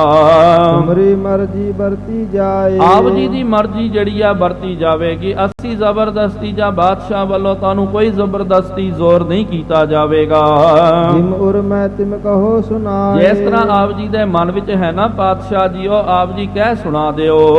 ਸੁਨ ਜੈ ਸਿੰਘ ਤੇ ਸਭਨ ਬਖਾਨਿਓ। ਇਹ ਸੁਣ ਕਰਕੇ ਰਾਜੇ ਜੈ ਸਿੰਘ ਤੋਂ ਸਾਰਿਆਂ ਨੇ ਕਿਹਾ ਜੋਗ ਹਿੰਮਤ ਸੋ ਮਾਨਿਓ। ਉਹਨਾਂ ਸਾਰਿਆਂ ਨੇ ਗੁਰਮੁਖ ਸਿੱਖਾਂ ਨੇ ਕਿਹਾ ਕਿ ਠੀਕ ਹੈ ਭਾਈ, ਇਹ ਤਾਂ ਮਤਾ ਅਸੀਂ ਵੀ ਪ੍ਰਵਾਨ ਕਰਦੇ ਹਾਂ। ਜੋ ਔਰੰਗੇ ਨੇ ਕਿਹਾ ਨਾ ਠੀਕ ਹੈ, ਜੇ ਮਿਲ ਨਹੀਂ ਸਕਦੇ ਉਪਦੇਸ਼ ਮੈਨੂੰ ਲਿਖ ਕਰਕੇ ਭੇਜੋ। ਸਹਤ ਸਜਾਦੇ ਸਭ ਕਹਿਲੀ ਨਸ। ਉਸ ਵੇਲੇ ਸਜ਼ਾਦਾ ਆਦਿਕ ਜੋ ਆਇਆ, ਸਭ ਸ੍ਰੀ ਸਤਿਗੁਰੂ ਉੱਤਰ ਦੀਨ। ਉਸ ਵੇਲੇ ਸ਼ਹਿਜ਼ਾਦਾ ਵੀ ਜਦੋਂ ਸਾਹਮਣੇ ਸੀ, ਉਹਨੇ ਅਰਜ਼ ਲੈ ਕਰਕੇ ਆਇਆ ਕਿ ਮਹਾਰਾਜ ਹੁਣ ਆਪ ਜੀ ਦੀ ਮਰਜ਼ੀ ਹੈ, ਆਪ ਜੀ ਦੱਸੋ ਕਿ ਬਾਦਸ਼ਾਹ ਨੂੰ ਮਿਲਣਾ ਜਾਂ ਆਪ ਜੀ ਉਪਦੇਸ਼ ਲਿਖ ਕਰਕੇ ਭੇਜਣਾ ਹੈ। ਨਹੀਂ ਮਿਲਵੇ ਕੇ ਕਾਰਨ ਜੀ। ਤੇ ਜਿਹੜੇ ਨਹੀਂ ਮਿਲਣ ਦੇ ਕਾਰਨ ਜੋ ਹਨ ਸਤਿਗੁਰੂ ਮਹਾਰਾਜ ਜੀਆਂ ਨੇ ਕਹਿ ਕਰ ਪਠੇ ਸ਼ਾਹ ਠਿਗ ਤੇ। ਕਹਿ ਕਰਕੇ ਸਤਿਗੁਰੂ ਮਹਾਰਾਜ ਜੀ ਨੇ ਕਹਿ ਦਿੱਤਾ ਕਿ ਭਾਈ ਇਹ ਕਾਰਨ ਹਨ ਜਿਸ ਕਰਕੇ ਅਸੀਂ ਤੇਰੇ ਨਾਲ ਨਹੀਂ ਮਿਲ ਸਕਦੇ ਹਾਂ। ਭਾਵ ਕਿ ਕੁਛ ਇਹ ਕਠਿਨਾਈਆਂ ਹਨ, ਉਹ ਲਿਖ ਦਿੱਤਾ, ਦੱਸ ਦਿੱਤਾ। ਪ੍ਰਥਮ ਲਿਓ ਸੁਨ ਸਕਲ ਬਿਰਤਾਂਤ। ਇਹ ਪ੍ਰਥਮ ਲਿਓ ਭਾਵ ਕਿ ਪਹਿਲੇ ਸਾਰਾ ਬਿਰਤਾਂਤ ਜਿਹੜਾ ਸੁਣ ਲਿਆ। ਤਿਸ ਕੋ ਕਹਿਵੇ ਕਿਆ ਬਾਤ। ਹੁਣ ਮਹਾਰਾਜ ਜੀ ਨੇ ਕਿਹਾ ਕਿ ਭਾਈ ਦੇਖੋ ਬਾਦਸ਼ਾਹ ਮਿਲਣਾ ਚਾਹੁੰਦਾ ਸੀ, ਇਹ ਅੱਜ ਦੀ ਗੱਲ ਥੋੜੀ ਹੈ। ਅੱਜ ਅਸੀਂ ਗੁਰਤਾ ਗੱਦੀ ਤੇ ਵਿਰਾਜਮਾਨ ਹਾਂ, ਲੇਕਿਨ ਸਾਡੇ ਪਿਤਾ ਸਤਿਗੁਰੂ ਮਹਾਰਾਜ ਗੁਰੂ ਹਰਿਰਾਏ ਸਾਹਿਬ ਜੀ ਮਹਾਰਾਜ ਜੀ ਦੇ ਵੇਲੇ ਹੀ ਇਹਨੇ ਜ਼ਿੱਦ ਕੀਤੀ ਸੀ ਕਿਆ ਮਹਾਰਾਜ ਆਓ ਤੁਰੰਤ, ਤੁਹਾਡੀਆਂ ਬੜੀਆਂ ਸ਼ਿਕਾਇਤਾਂ ਆਈਆਂ, ਤੁਹਾਡੇ ਬਾਬਤ ਲੋਕਾਂ ਨੇ ਬਹੁਤ ਇਹ ਕੀਤਾ ਤੇ ਤੁਸੀਂ ਆਓ, ਮੈਂ ਤੁਹਾਨੂੰ ਮਿਲਣਾ ਚਾਹੁੰਦਾ, ਮੈਂ ਤੁਹਾਨੂੰ ਮਿਲਣਾ ਚਾਹੁੰਦਾ। ਉਸ ਵੇਲੇ ਮਹਾਰਾਜ ਜੀ ਤਾਂ ਨਹੀਂ ਗਏ ਤੇ ਰਾਮ ਰਾਏ ਨੂੰ ਭੇਜਣਾ ਕੀਤਾ। ਹੁਣ ਸਿਆਣੇ ਕਹਿੰਦੇ ਨਾ ਇੱਕ ਵਾਰੀ ਜਿਹਦੀ ਕੋਈ ਗੱਲਬਾਤ ਹੋ ਜਾਵੇ, ਸਿਆਣੇ ਦੇਖੋ ਅਕਸਰ ਆਪਾਂ ਕਹਿੰਦੇ ਆ ਕੁਝ ਗੱਲਾਂ ਇਹੋ ਜੀਆਂ ਹੁੰਦੀਆਂ, ਇੱਕ ਵਾਰੀ ਹੋ ਗਈ, ਬਾਰ-ਬਾਰ ਉਹ ਮਸਲੇ ਨੂੰ ਛੇੜਨਾ ਨਹੀਂ ਚਾਹੀਦਾ, ਬਾਰ-ਬਾਰ ਉਹ ਮਸਲੇ ਦੇ ਉੱਤੇ ਹੱਥ ਨਹੀਂ ਪਾਉਣਾ ਚਾਹੀਦਾ। ਜਿਸ ਤਰ੍ਹਾਂ ਅੰਗਰੇਜ਼ੀ ਦੇ ਵਿੱਚ ਆਪਾਂ ਕਹਿੰਦੇ ਨਾ ਜੀ ਉਹ ਟੌਪਿਕ ਕਲੋਜ਼ ਹੋ ਗਿਆ, ਭਾਵ ਕਿ ਉਹ ਗੱਲ ਖਤਮ ਹੋ ਗਈ, ਉਹਨੂੰ ਬੰਦ ਕਰ ਦਿਓ। ਉਸ ਤੋਂ ਬਾਅਦ ਬਾਰ-ਬਾਰ ਆਪਾਂ ਉਹੀ ਬੋਲਾਂਗੇ ਜੀ ਉਹ ਕੀਤਾ ਜੀ ਉਹ ਕੀਤਾ, ਤੇ ਗੱਲ ਨਹੀਂ ਬਣਦੀ ਹੈ। ਸੋ ਮਹਾਰਾਜ ਨੇ ਕਿਹਾ ਇਹ ਮਿਲਣਾ ਚਾਹੁੰਦਾ ਸੀ। ਮਹਾਰਾਜ ਜੀ ਨੇ ਮੇਰੇ ਵੱਡੇ ਭਰਾ ਨੂੰ ਰਾਮ ਰਾਏ ਨੂੰ ਭੇਜਿਆ, ਕਰਾਮਾਤਾਂ ਵੇਖਣਾ ਚਾਹੁੰਦਾ, ਉਹਨੇ ਕਰਾਮਾਤਾਂ ਦਿਖਾ ਦਿੱਤੀਆਂ, ਸਾਰੀ ਗੱਲ ਹੋ ਗਈ, ਰਾਜੇ ਦੀ ਤਸੱਲੀ ਵੀ ਹੋ ਗਈ। ਫਿਰ ਇਹ ਕਹਿੰਦਾ ਜੀ ਮੈਨੂੰ ਮਿਲਣਾ, ਮੇਰੇ ਨਾਲ ਮਿਲਣਾ, ਫਿਰ ਅੱਗੇ ਬੋਲੇਗਾ ਜੀ ਉਹਦੇ ਨਾਲ ਮਿਲਣਾ, ਉਹਦੇ ਨਾਲ ਮਿਲਣਾ। ਇੱਕੋ ਚਰਚਾ ਸਾਰਿਆਂ ਦੇ ਨਾਲ ਥੋੜੀ ਕੀਤੀ ਜਾਂਦੀ ਹੈ। ਇੱਕ ਵਾਰੀ ਕੋਈ ਗੱਲਬਾਤ ਹੋ ਗਈ, ਉਹ ਟੌਪਿਕ ਕਲੋਜ਼ ਕਰ ਦੇਣਾ ਚਾਹੀਦਾ, ਮੁੱਦਾ ਖਤਮ ਕਰ ਦੇਣਾ ਚਾਹੀਦਾ। ਇਸ ਕਰਕੇ ਮਹਾਰਾਜ ਨੇ ਕਿਹਾ ਉਹ ਮੁੱਦਾ ਜਿਹੜਾ ਸੀ ਨਾ ਉੱਠਿਆ ਸੀ, ਮਹਾਰਾਜ ਨੇ ਰਾਮ ਰਾਏ ਜੀ ਨੂੰ ਭੇਜ ਦਿੱਤਾ ਵੱਡੇ ਭਰਾ ਨੂੰ, ਉਹ ਮੁੱਦਾ ਖਤਮ ਹੋ ਗਿਆ। ਬਿਨਾ ਮਿਲਨ ਬਹਾ ਕਿਤਕ ਵਿਕਾਰ। ਦੇਖੋ ਜੇ ਆਪਾਂ ਮਿਲੇ ਹੀ ਨਹੀਂ ਆ ਤੇ ਉਹ ਮਿਲਣ ਤੋਂ ਬਗੈਰ ਹੀ ਕਿੰਨਾ ਜ਼ਿਆਦਾ ਬਖੇੜਾ ਇੱਥੇ ਗੁਰੂ ਘਰ ਦੇ ਵਿੱਚ ਹੋ ਗਿਆ।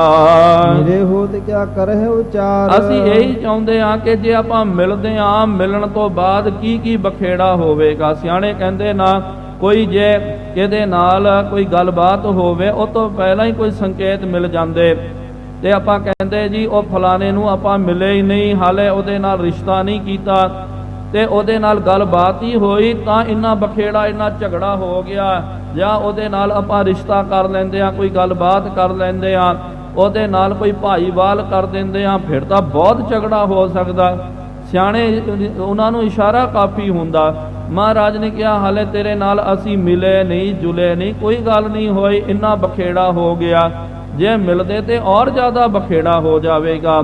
ਇਹ ਅੱਗ ਜਿਹੜੀ ਹੈ ਰੁਕਣੀ ਨਹੀਂ ਹੈ, ਇਹ ਅੱਗ ਵੱਧਦੀ ਜਾਵੇਗੀ। ਇਤਿਆਦਿਕ ਲਖ ਪਿਤਾ ਹਮਾਰੇ। ਇਤਿਆਦਿਕ ਸਾਡੇ ਪਿਤਾ ਸਤਿਗੁਰੂ ਮਹਾਰਾਜ ਜੀ ਨੇ ਵੇਖ ਕਰਕੇ ਚਾਹੋ ਨਾ ਮਿਲੋ ਕੀਨ ਹਟਕਾਰੇ। ਉਹਨਾਂ ਨੇ ਸਾਡੇ ਤਾਈ ਬਚਨ ਕਰ ਦਿੱਤਾ ਬਾਦਸ਼ਾਹ। ਉਹਨਾਂ ਨੇ ਕਿਹਾ ਕਿ ਬਾਦਸ਼ਾਹ ਦੇ ਨਾਲ ਇਹ ਲੋਕ ਜਿਹੜੇ ਇਹਨਾਂ ਦੇ ਨਾਲ ਨਹੀਂ ਮਿਲਣਾ ਚਾਹੀਦਾ, ਇਹਦੇ ਵਿੱਚ ਵਿਕਾਰ ਹੀ ਹਨ। ਇਹਨਾਂ ਨੂੰ ਮਿਲਾਂਗੇ ਝਗੜਾ ਫਸਾਦ ਹੀ ਹੋਵੇਗਾ, ਅੱਗ ਵੱਧਦੀ ਜਾਵੇਗੀ। ਇਸ ਕਰਕੇ ਸਿਆਣੇ ਵੀ ਕਹਿੰਦੇ ਕਿ ਭਾਈ ਜਿੱਥੇ ਪਤਾ ਹੋਵੇ ਜੀ ਇੱਥੇ ਮਿਲਣ ਦੇ ਨਾਲ ਝਗੜਾ ਹੋ ਸਕਦਾ, ਬਖੇੜਾ ਹੋ ਸਕਦਾ, ਉਹਨੂੰ ਟਾਲ ਦੇਣਾ ਚਾਹੀਦਾ। ਤਾਂ ਕਰਕੇ ਅਸੀਂ ਤੈਨੂੰ ਮਿਲਣ ਦੇ ਲਈ ਟਾਲ ਦਿੰਦੇ ਆ, ਕਿਉਂਕਿ ਅਜੇ ਮਿਲੇ ਨਹੀਂ, ਤੈਨੂੰ ਮਿਲਣ ਤੋਂ ਪਹਿਲਾਂ ਹੀ ਇੰਨਾ ਗੁਰੂ ਘਰ ਦੇ ਵਿੱਚ ਝਗੜਾ ਫਰੇਬ ਬਖੇੜਾ ਹੋ ਗਿਆ। ਜੇ ਆਪਾਂ ਮਿਲਾਂਗੇ ਤੇ ਔਰ ਜ਼ਿਆਦਾ ਅੱਗ ਵੱਧ ਜਾਵੇਗੀ। ਸੋ ਕਹਿਬੋ ਹਮਰੇ ਮਨ ਨਾਲ। ਉਹਨਾਂ ਨੇ ਜੋ ਬਚਨ ਕੀਤਾ ਨਾ, ਹੁਣ ਇਹ ਸਾਡੀ ਮਜਬੂਰੀ ਹੈ ਕਿ ਭਾਈ ਜੋ ਵੀ ਬਚਨ ਅਸੀਂ ਕਰਦੇ ਆ, ਸਤਿਗੁਰੂ ਮਹਾਰਾਜ ਜੀ ਨੇ ਕਿਹਾ ਨਾ ਬਚਨ ਕਰੇ ਸੋ ਖਿਸਕ ਜਾਏ, ਬੋਲੇ ਸਭ ਕੱਚਾ। ਜਿਹੜਾ ਬਚਨ ਕਰਕੇ ਖਿਸਕ ਜਾਂਦਾ ਤੇ ਉਹਨੂੰ ਸਾਰਾ ਕੱਚਾ ਬੋਲ ਕਰਕੇ, ਕੱਚਾ ਕਹਿ ਕਰਕੇ ਬੋਲਦੇ ਹਨ ਕਿ ਜੀ ਇਹ ਤਾਂ ਕੱਚਾ ਬੰਦਾ ਹੈ, ਇਹਦਾ ਵਿਸ਼ਵਾਸ ਨਹੀਂ ਕੀਤਾ ਜਾ ਸਕਦਾ।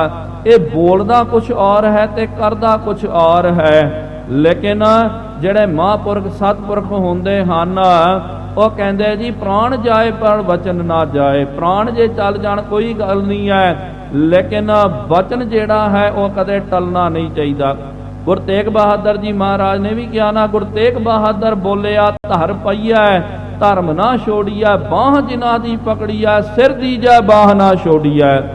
ਇੱਕ ਵਾਰੀ ਜਿਹਦੀ ਬਾਹ ਪਕੜੀ ਜਾਵੇ ਆਪਣਾ ਸਿਰ ਦੇਣਾ, ਸਿਰ ਦੇ ਦਿਓ, ਉਹਦਾ ਸਾਥ ਨਹੀਂ ਛੱਡਣਾ ਚਾਹੀਦਾ। ਸੋ ਮਹਾਰਾਜ ਨੇ ਕਿਹਾ ਜੋ ਪਿਤਾ ਜੀ ਨੇ ਬਚਨ ਕਰ ਦਿੱਤਾ, ਬਚਨ ਗੁਰੂ ਪੂਰੇ ਜੇ ਕਹਿਆ। ਇਹ ਗੁਰਬਾਣੀ ਦਾ ਫੈਸਲਾ ਹੈ। ਬਚਨ ਗੁਰੂ ਪੂਰੇ ਜੇ ਕਹਿਆ, ਮੈਂ ਸ਼ੀਕ ਗਾਂਠੜੀ ਬਾਂਧਾ। ਕੋਈ ਚੰਗੀ ਵਸਤੂ ਹੋਵੇ ਆਪਾਂ ਕਹਿੰਦੇ ਨਾ ਜੀ ਉਹਨੂੰ ਪੱਲੇ ਘੁੱਟ ਕੇ ਬੰਨ ਲੈ। ਪੰਜਾਬੀ ਠੇਠ ਪੰਜਾਬੀ ਦੇ ਵਿੱਚ ਆਪਾਂ ਕਹਿੰਦੇ ਆ ਕੋਈ ਗੱਲ, ਕੋਈ ਚੰਗੀ ਵਸਤੂ ਮਿਲ ਜਾਵੇ, ਸਿਆਣੇ ਕਹਿੰਦੇ ਬੇਟਾ ਇਹਨੂੰ ਆਪਣੇ ਪੱਲੇ ਘੁੱਟ ਕੇ ਗੰਢ ਮਾਰ ਕਰਕੇ ਇਹਨੂੰ ਬੰਨ ਕੇ ਰੱਖ। ਇਸ ਤਰ੍ਹਾਂ ਹੀ ਮਹਾਰਾਜ ਨੇ ਕਿਹਾ ਪੂਰੇ ਗੁਰਾਂ ਨੇ ਜੋ ਬਚਨ ਕੀਤਾ ਨਾ, ਉਹਨੂੰ ਆਪਣੇ ਹਿਰਦੇ ਦੇ ਵਿੱਚ ਉਹਨੂੰ ਚੰਗੀ ਤਰ੍ਹਾਂ ਛੀਂਕ ਕਰਕੇ, ਉਹਨੂੰ ਚੰਗੀ ਤਰ੍ਹਾਂ ਗੰਢ ਮਾਰ ਕੇ ਹਿਰਦੇ ਵਿੱਚ ਧਾਰਨ ਕਰਨਾ ਚਾਹੀਦਾ। ਸੋ ਜੋ ਪਾਤਸ਼ਾਹ ਜੀ ਨੇ ਬਚਨ ਕੀਤਾ, ਅਸੀਂ ਤਾਂ ਉਹਨਾਂ ਦੇ ਬਚਨਾਂ ਦੇ ਉੱਤੇ ਚੱਲ ਰਹੇ ਹਾਂ। ਉਲੰਘ ਨਾ ਸਕਹਿ ਕਿਮਹੁ ਕਿਸ ਕਾਲ। ਜੋ ਮਰਜ਼ੀ ਹੋ ਜਾਏ, ਅਸੀਂ ਆਪਣੇ ਪਿਤਾ ਜੀ ਦਾ ਬਚਨ ਉਹਦੀ ਉਲੰਘਣਾ ਨਹੀਂ ਕਰ ਸਕਦੇ। ਰਾਹੁ ਮਹਾਮਤਵਾਨ ਸੁਜਾਨਾ। ਅੱਗੇ ਜੁਗਤੀ ਮੁਕਤੀ ਦੇ ਨਾਲ ਕਿਹਾ ਕਿ ਦੇਖ ਬਾਦਸ਼ਾਹ ਤੂੰ ਵੀ ਬੜਾ ਸਮਝਦਾਰ ਹੈ, ਸਿਆਣਾ ਹੈ। ਅਸ ਬ੍ਰਿਤਾਂਤ ਸਭ ਲਖ ਹੈ ਮਹਾਨਾ। ਇਹ ਸਾਰਾ ਬਿਰਤਾਂਤ ਸਾਰੇ ਲੋਕ ਜਾਣਦੇ ਹਨ। ਹੁਣ ਜੇ ਅਸੀਂ ਤੈਨੂੰ ਮਿਲਾਂਗੇ ਤੇ ਫਿਰ ਸਾਰੀ ਸੰਗਤ ਨੇ, ਸਿੱਖਾਂ ਨੇ ਕਹਿਣਾ ਜੀ ਮਹਾਰਾਜ ਜੀ ਦਾ ਬਚਨ ਤੁਸਾਂ ਨੇ ਨਹੀਂ ਮੰਨਣਾ ਕੀਤਾ, ਤੁਸੀਂ ਆਪਣੇ ਪਿਤਾ ਸਤਿਗੁਰਾਂ ਦਾ ਬਚਨ ਉਲਟ ਦਿੱਤਾ ਤੇ ਸੰਗਤਾਂ ਨੇ ਥੋੜੀ ਬਚਨ ਮੰਨਣਾ ਹੈ। ਫਿਰ ਸਤਿਗੁਰ ਘਰ ਕੋ ਸ਼ਬਦ ਲਿਖੀ ਜਾ। ਹਾਂ, ਜੇ ਉਹ ਬਾਦਸ਼ਾਹ ਨੇ ਕਿਹਾ ਨਾ ਤੇ ਮਿਲਣਾ ਚਾਹੁੰਦਾ ਜੀ ਅਸੀਂ ਮਿਲ ਨਹੀਂ ਸਕਦੇ ਹਾਂ, ਉਹ ਤੋਂ ਅਸੀਂ ਅਸਮਰਥ ਹਾਂ। ਇਹ ਸਾਡੀ ਭਾਈ ਮਜਬੂਰੀ ਹੈ। ਉਹ ਮਹਾਰਾਜ ਜੀ ਨੇ ਦੱਸ ਦਿੱਤਾ ਤੇ ਨਾਲ ਕਿਹਾ ਦੂਜੀ ਗੱਲ ਸਾਨੂੰ ਭਾਈ ਮਹਾਰਾਜ ਨੇ ਕਿਹਾ, ਇਹਨੇ ਕਿਹਾ ਨਾ ਮਹਾਰਾਜ ਗੁਰੂ ਕਰਦਾ ਕੋਈ ਸ਼ਬਦ ਲਿਖ ਕਰਕੇ, ਕੋਈ ਉਪਦੇਸ਼, ਉਹਦੀ ਤਰਜਮਾਨੀ ਜਿਹੜੀ ਹੈ ਅਰਬੀ ਫਾਰਸੀ ਦੇ ਵਿੱਚ ਕਰਕੇ ਭੇਜੋ। ਇਹ ਅਸੀਂ ਬਚਨ ਪ੍ਰਵਾਨ ਕਰਦੇ ਹਾਂ। ਗੁਰਬਾਣੀ ਦਾ ਉਪਦੇਸ਼, ਗੁਰਬਾਣੀ ਦੀ ਸਿੱਖਿਆ ਇਹ ਤੁਹਾਡੇ ਪ੍ਰਤੀ ਅਸੀਂ ਲਿਖ ਕੇ ਭੇਜਾਂਗੇ। ਪਠੋ ਵਿਚਾਰੋ ਹਿਰਦਾ ਧਰੀ ਜਾ। ਅਸੀਂ ਫਿਰ ਇਹ ਲਿਖ ਕੇ ਜੋ ਭੇਜਾਂਗੇ ਨਾ, ਪਹਿਲੇ ਉਹਨੂੰ ਪੜਨਾ ਕਰ, ਉਹਦੀ ਵਿਚਾਰ ਕਰਨਾ ਕਰ, ਉਹਨੂੰ ਹਿਰਦੇ ਵਿੱਚ ਧਾਰਨ ਕਰਨਾ ਕਰ। ਚਲੋ ਪੰਥ ਤਿਸ ਸਭ ਸੁਖ ਪਾਵੋ। ਫਿਰ ਉਸ ਬਚਨਾਂ ਦੇ ਉੱਤੇ ਚੱਲਣਾ ਕਰ ਤੇ ਇਹਦੇ ਨਾਲ ਤੈਨੂੰ ਸੁਖ ਦੀ ਪ੍ਰਾਪਤੀ ਹੋਵੇਗੀ। ਮਹਾਰਾਜ ਨੇ ਕਿਹਾ ਨਾ ਜਪਜੀ ਸਾਹਿਬ ਜੀ ਦੇ ਵਿੱਚ, ਸੁਣਿਆ ਮੰਨਿਆ ਮਨ ਕੀਤਾ ਪਹਾਓ, ਅੰਤਰਗਤ ਤੀਰਥ ਮਲ ਨਹਾਓ। ਪਾਤਸ਼ਾਹ ਜੀ ਨੇ ਕਿਹਾ ਪਹਿਲੇ ਮਹਾਰਾਜ ਜੀ ਦਾ ਬਚਨ ਜਿਹੜਾ ਹੈ ਉਹਨੂੰ ਭਾਈ ਤੂੰ ਸੁਣਨਾ ਕਰ। ਸੁਣਨ ਤੋਂ ਬਾਅਦ ਸੁਣਿਆ ਮੰਨਿਆ, ਉਹਨੂੰ ਮੰਨਣ ਕਰਨਾ ਕਰ। ਮੰਨ ਲੈ ਹਾਂਜੀ ਇਹ ਬਚਨ ਸਤ ਬਚਨ ਹੈ, ਮੇਰੇ ਲਈ ਹੈ, ਇਹਦੀ ਕਮਾਈ ਕਰਨੀ ਚਾਹੀਦੀ ਹੈ। ਮਨ ਕੀਤਾ ਭਾਵ, ਉਹਦੇ ਉੱਤੇ ਭਾਵਨਾ ਧਾਰਨ ਕਰਕੇ ਆਪਣੇ ਜੀਵਨ ਦੇ ਵਿੱਚ ਉਹਨਾਂ ਬਚਨਾਂ ਨੂੰ ਢਾਲਣਾ ਕਰ। ਆਪਣਾ ਜੀਵਨ ਉਹਨਾਂ ਬਚਨਾਂ ਦੇ ਵਿੱਚ ਢਾਲ ਦੇ, ਉਹਦੀ ਕਮਾਈ ਕਰਨਾ ਕਰ। ਇਹ ਭਾਈ ਅੰਤਰਗਤ ਤੀਰਥ ਮਲ ਨਹਾਓ, ਇਹ ਅੰਦਰਲਾ ਤੀਰਥ ਹੈ। ਇਹਦੇ ਵਿੱਚ ਜਿਹਨੇ ਇਸ਼ਨਾਨ ਕਰਨਾ ਕੀਤਾ ਉਹ ਤਰ ਜਾਂਦੇ, ਉਹ ਸੁਹੇਲੇ ਹੋ ਜਾਂਦੇ ਹਨ। ਜਨਮ ਮਰਨ ਕੋ ਕਸ਼ਟ ਮਿਟਾਵਹੁ। ਇਹ ਜਿਹੜਾ ਸ਼ਬਦ ਇਹਦੇ ਉੱਤੇ ਤੂੰ ਚਲੇਗਾ ਨਾ, ਜਨਮ ਮਰਨ ਦਾ ਤੇਰਾ ਕਸ਼ਟ ਖਤਮ ਹੋ ਜਾਵੇਗਾ, ਮਿਟ ਜਾਵੇਗਾ। ਕਹੈ ਸਤਿਗੁਰ ਸ਼ਬਦ ਉਚਾਰਾ। ਇੰਜ ਕਹਿ ਕਰਕੇ ਪਾਤਸ਼ਾਹ ਜੀ ਨੇ ਧੰਨ ਗੁਰੂ ਗ੍ਰੰਥ ਸਾਹਿਬ ਜੀ ਮਹਾਰਾਜ ਜੀ ਦੇ ਵਿੱਚੋਂ ਇੱਕ ਸ਼ਬਦ ਜਿਹੜਾ ਉਪਦੇਸ਼ ਦੇ ਵਿੱਚ ਸਤਿਗੁਰੂ ਮਹਾਰਾਜ ਜੀ ਨੇ ਔਰੰਗਜ਼ੇਬ ਦੇ ਪ੍ਰਤੀ ਇਹ ਉਚਾਰਨ ਕਰਨਾ ਕੀਤਾ। ਨਵੀ ਸਿੰਧ ਸੁਨ ਲਿਖਵੇ ਤਿਆਰਾ। ਨਵੀ ਸਿੰਧ ਦਾ ਮਤਲਬ ਜਿਹੜਾ ਲਿਖਾਰੀ ਹੈ ਨਾ, ਲਿਖਾਰੀ ਨੇ ਤੁਰੰਤ ਕਾਗਜ਼ ਸਿਆਹੀ ਦਵਾਤ ਆਦਿਕ ਲੈ ਕਰਕੇ, ਕਲਮ ਲੈ ਕਰਕੇ ਉਹਦੀ ਤਰਜਮਾਨੀ, ਉਹਦਾ ਉਲੱਥਾ ਜਿਹੜਾ ਫਾਰਸੀ ਦੇ ਵਿੱਚ ਤੇ ਅਰਬੀ ਫਾਰਸੀ ਦੇ ਵਿੱਚ ਉਹਦੀ ਤਰਜਮਾਨੀ, ਉਹਦਾ ਅਰਥ ਜਿਹੜਾ ਹੈ, ਜਿਸ ਤਰ੍ਹਾਂ ਆਪਾਂ ਗੁਰਬਾਣੀ ਦੇ ਅਰਥ ਕਰਦੇ ਨਾ, ਆਪਨੇ ਵੇਖਿਆ ਹੋਵੇਗਾ ਜਿਹੜੇ ਟੀਕੇ ਸਾਨੂੰ ਪ੍ਰਾਪਤ ਹੁੰਦੇ ਉੱਤੇ ਮੂਲ ਪਾਠ ਹੁੰਦਾ, ਜੋ ਗੁਰਬਾਣੀ ਦਾ ਮੂਲ ਪਾਠ ਹੈ। ਉਸ ਤੋਂ ਬਾਅਦ ਉਹਦੀ ਤਰਜਮਾਨੀ ਜੋ ਹੈ, ਉਹਦੇ ਸ਼ਾਬਦਿਕ ਅਰਥ ਭਾਵਾਰਥ ਜਿਹੜੇ ਉਹ ਥੱਲੇ ਲਿਖੇ ਜਾਂਦੇ ਹਨ। ਫਿਰ ਦੂਜੀ ਪੰਕਤੀ ਆਉਂਦੀ ਹੈ। ਇਸ ਤਰ੍ਹਾਂ ਹੀ ਉਹ ਲਿਖਾਰੀ ਨੇ ਪਹਿਲੇ ਗੁਰਬਾਣੀ ਜੋ ਹੈ ਉਹਨੂੰ ਫਾਰਸੀ ਦੇ ਵਿੱਚ ਲਿਖਣਾ ਕੀਤਾ, ਫਿਰ ਉਹਦਾ ਅਰਥ ਜਿਹੜਾ, ਉਹਦੀ ਤਰਜਮਾਨੀ ਜਿਹੜੀ ਹੈ ਅਰਬੀ ਫਾਰਸੀ ਦੇ ਲਿਖਣੀ ਕੀਤੀ ਹੈ। ਗੁਰੂ ਨਾਨਕ ਕੇਰ ਬਨਾਇਓ। ਜੋ ਧੰਨ ਗੁਰੂ ਨਾਨਕ ਦੇਵ ਜੀ ਮਹਾਰਾਜ ਜੀ ਦਾ ਪਾਵਨ ਸ਼ਬਦ ਜੋ ਉਚਾਰਨ ਕੀਤਾ ਹੋਇਆ, ਉਹ ਸਿੱਖਿਆ ਵਜੋਂ, ਇਹ ਅਸਲ ਵਿੱਚ ਸ਼ਬਦ ਗੁਰੂ ਹਰਕ੍ਰਿਸ਼ਨ ਸਾਹਿਬ ਜੀ ਦਾ ਨਹੀਂ ਹੈ। ਯਾਦ ਰੱਖੋ, ਗੁਰੂ ਮਹਾਰਾਜ ਜੀ ਨੇ ਕੋਈ ਬਾਣੀ, ਕੋਈ ਸ਼ਬਦ ਉਚਾਰਨ ਨਹੀਂ ਕਰਨਾ ਕੀਤਾ, ਤੇ ਇਹ ਸ਼ਬਦ ਧੰਨ ਗੁਰੂ ਨਾਨਕ ਦੇਵ ਜੀ ਮਹਾਰਾਜ ਜੀ ਦਾ ਉਚਾਰਨ ਕੀਤਾ ਹੋਇਆ ਮਾਝ ਰਾਗ ਦੀ ਵਾਰ ਦੇ ਵਿੱਚ ਇਹ ਪਾਵਨ ਸ਼ਬਦ ਜੋ ਦਰਜ ਹੈ। ਵਿੱਚ ਪਾਰਸੀ ਕੇ ਲਿਖਵਾਇਓ। ਸਤਿਗੁਰੂ ਮਹਾਰਾਜ ਨੇ ਤਾਂ ਗੁਰਬਾਣੀ ਜੋ ਹੈ ਗੁਰਮੁਖੀ ਦੇ ਵਿੱਚ ਇਹਦੇ ਵਿੱਚ ਉਚਾਰਨ ਕਰਨਾ ਕੀਤਾ। ਨਵੀਂ ਸਿੰਧ ਨੇ ਪਾਰਸੀ ਦੇ ਵਿੱਚ ਉਹ ਜਿਹੜਾ ਸਾਰਾ ਸ਼ਬਦ ਜਿਹੜਾ ਉਹਨੂੰ ਕਲਮਬੰਦ ਕਰਨਾ ਕੀਤਾ, ਉਹਦੀ ਨਾਲ ਹੇਠ ਤਰਜਮਾਨੀ, ਉਹਦਾ ਅਰਥ ਵੀ ਜਿਹੜਾ ਉਹਨੇ ਲਿਖ ਦਿੱਤਾ। ਸ੍ਰੀ ਮੁਖਵਾਕ ਕਿਆ ਖਾਧਾ ਕਿਆ ਪਾਧੈ ਹੋਏ। ਇਹ ਜਿਹੜਾ ਸ੍ਰੀ ਮੁਖਵਾਕ ਬਾਣੀ, ਸ੍ਰੀ ਮੁਖਵਾਕ ਮਹੱਲਾ ਪਹਿਲਾ, ਭਾਵ ਕਿ ਪਹਿਲੇ ਪਾਤਸ਼ਾਹੀ ਧੰਨ ਗੁਰੂ ਨਾਨਕ ਦੇਵ ਜੀ ਮਹਾਰਾਜ ਜੀਆਂ ਨੇ ਜੋ ਰਾਗਾਂ ਦੇ ਵਿੱਚ ਦੂਜੇ ਨੰਬਰ ਦਾ ਰਾਗ ਆਉਂਦਾ ਧੰਨ ਗੁਰੂ ਗ੍ਰੰਥ ਸਾਹਿਬ ਜੀ ਦੇ ਵਿੱਚ, ਪਹਿਲਾ ਰਾਗ ਸ਼੍ਰੀ ਰਾਗ ਹੈ, ਰਾਗਾਂ ਵਿੱਚ ਸ਼੍ਰੀ ਰਾਗ ਹੈ। ਦੂਜਾ ਜਿਹੜਾ ਰਾਗ ਹੈ ਮਾਝ ਦਾ ਰਾਗ, ਮਾਝ ਰਾਗ ਦੀ ਵਾਰ ਦੇ ਵਿੱਚ ਇਹ ਜੋ ਹੈ ਮਹੱਲਾ ਪਹਿਲਾ, ਇਸ ਸਿਰਲੇਖ ਦੇ ਵਿੱਚ ਇਹ ਪਾਤਸ਼ਾਹ ਜੀ ਨੇ ਇਹ ਸ਼ਬਦ ਉਚਾਰਨ ਕੀਤਾ। ਸੱਚੇ ਪਾਤਸ਼ਾਹ ਧੰਨ ਗੁਰੂ ਨਾਨਕ ਦੇਵ ਜੀ ਮਹਾਰਾਜ ਜੀ ਨੇ ਇਹਦਾ ਸ਼ਬਦ ਆਉਂਦਾ, ਕਿਆ ਖਾਧੈ ਕਿਆ ਪੈਧੈ ਹੋਏ। ਕਿ ਭਾਈ ਖਾਧੈ ਦਾ ਮਤਲਬ ਕਿ ਖਾਣ ਪੀਣ ਦੇ ਨਾਲ, ਤੇ ਪੈਦੇ ਦਾ ਮਤਲਬ ਤਨ ਦੇ ਉੱਤੇ ਬਸਤਰ ਹੰਡਾਉਣ ਦੇ ਨਾਲ ਕੀ ਹੋਣ ਵਾਲਾ ਹੈ। ਕਹਿਣ ਦਾ ਮਤਲਬ ਜੋ ਮਹਾਰਾਜ ਜੀ ਕਹਿਣਾ ਚਾਹੁੰਦੇ ਹਨ, ਅੱਜ ਵੀ ਆਪਾਂ ਵੇਖਦੇ ਹਾਂ ਸਾਧ ਸੰਗਤ ਜੀ, ਮਨੁੱਖ ਜਿਹੜਾ ਹੈ ਇਹਨੂੰ ਇੱਕ ਤਾਂ ਜ਼ੁਬਾਨ ਦਾ ਚਸਕਾ ਹੈ ਤੇ ਇੱਕ ਇਹਨੂੰ ਬਸਤਰਾਂ ਦਾ ਬੜਾ ਚਸਕਾ ਹੈ।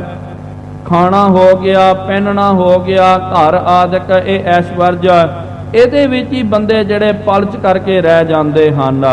ਆਪਾਂ ਵੇਖਦੇ ਹਾਂ ਤੇ ਔਰ ਵੀ ਜਿਹੜੇ ਪਸ਼ੂ ਪੰਛੀ ਜਾਨਵਰ ਜਿਹੜੇ ਹਨ, ਇਹਨਾਂ ਜਾਨਵਰਾਂ ਦੇ ਵਿੱਚ ਵੇਖਿਓ ਛਕਦੇ ਤਾਂ ਉਹ ਵੀ ਹਨ, ਲੇਕਿਨ ਯਾਦ ਰੱਖੋ ਜਾਨਵਰ ਸਿਰਫ ਆਪਣੇ ਢਿੱਡ ਭਰਨ ਦੇ ਲਈ ਆਪਣੇ ਪੇਟ ਦਾ ਭਰਨ ਪੋਖਣ ਦੇ ਲਈ ਉਹ ਪ੍ਰਸ਼ਾਦਾ ਛਕਦਾ, ਜੋ ਉਹਦਾ ਆਹਾਰ ਹੈ, ਭਾਵੇਂ ਘਾਸ ਫੂਸ ਉਹਦਾ ਆਹਾਰ ਹੈ, ਉਹ ਛਕ ਲੈਂਦਾ।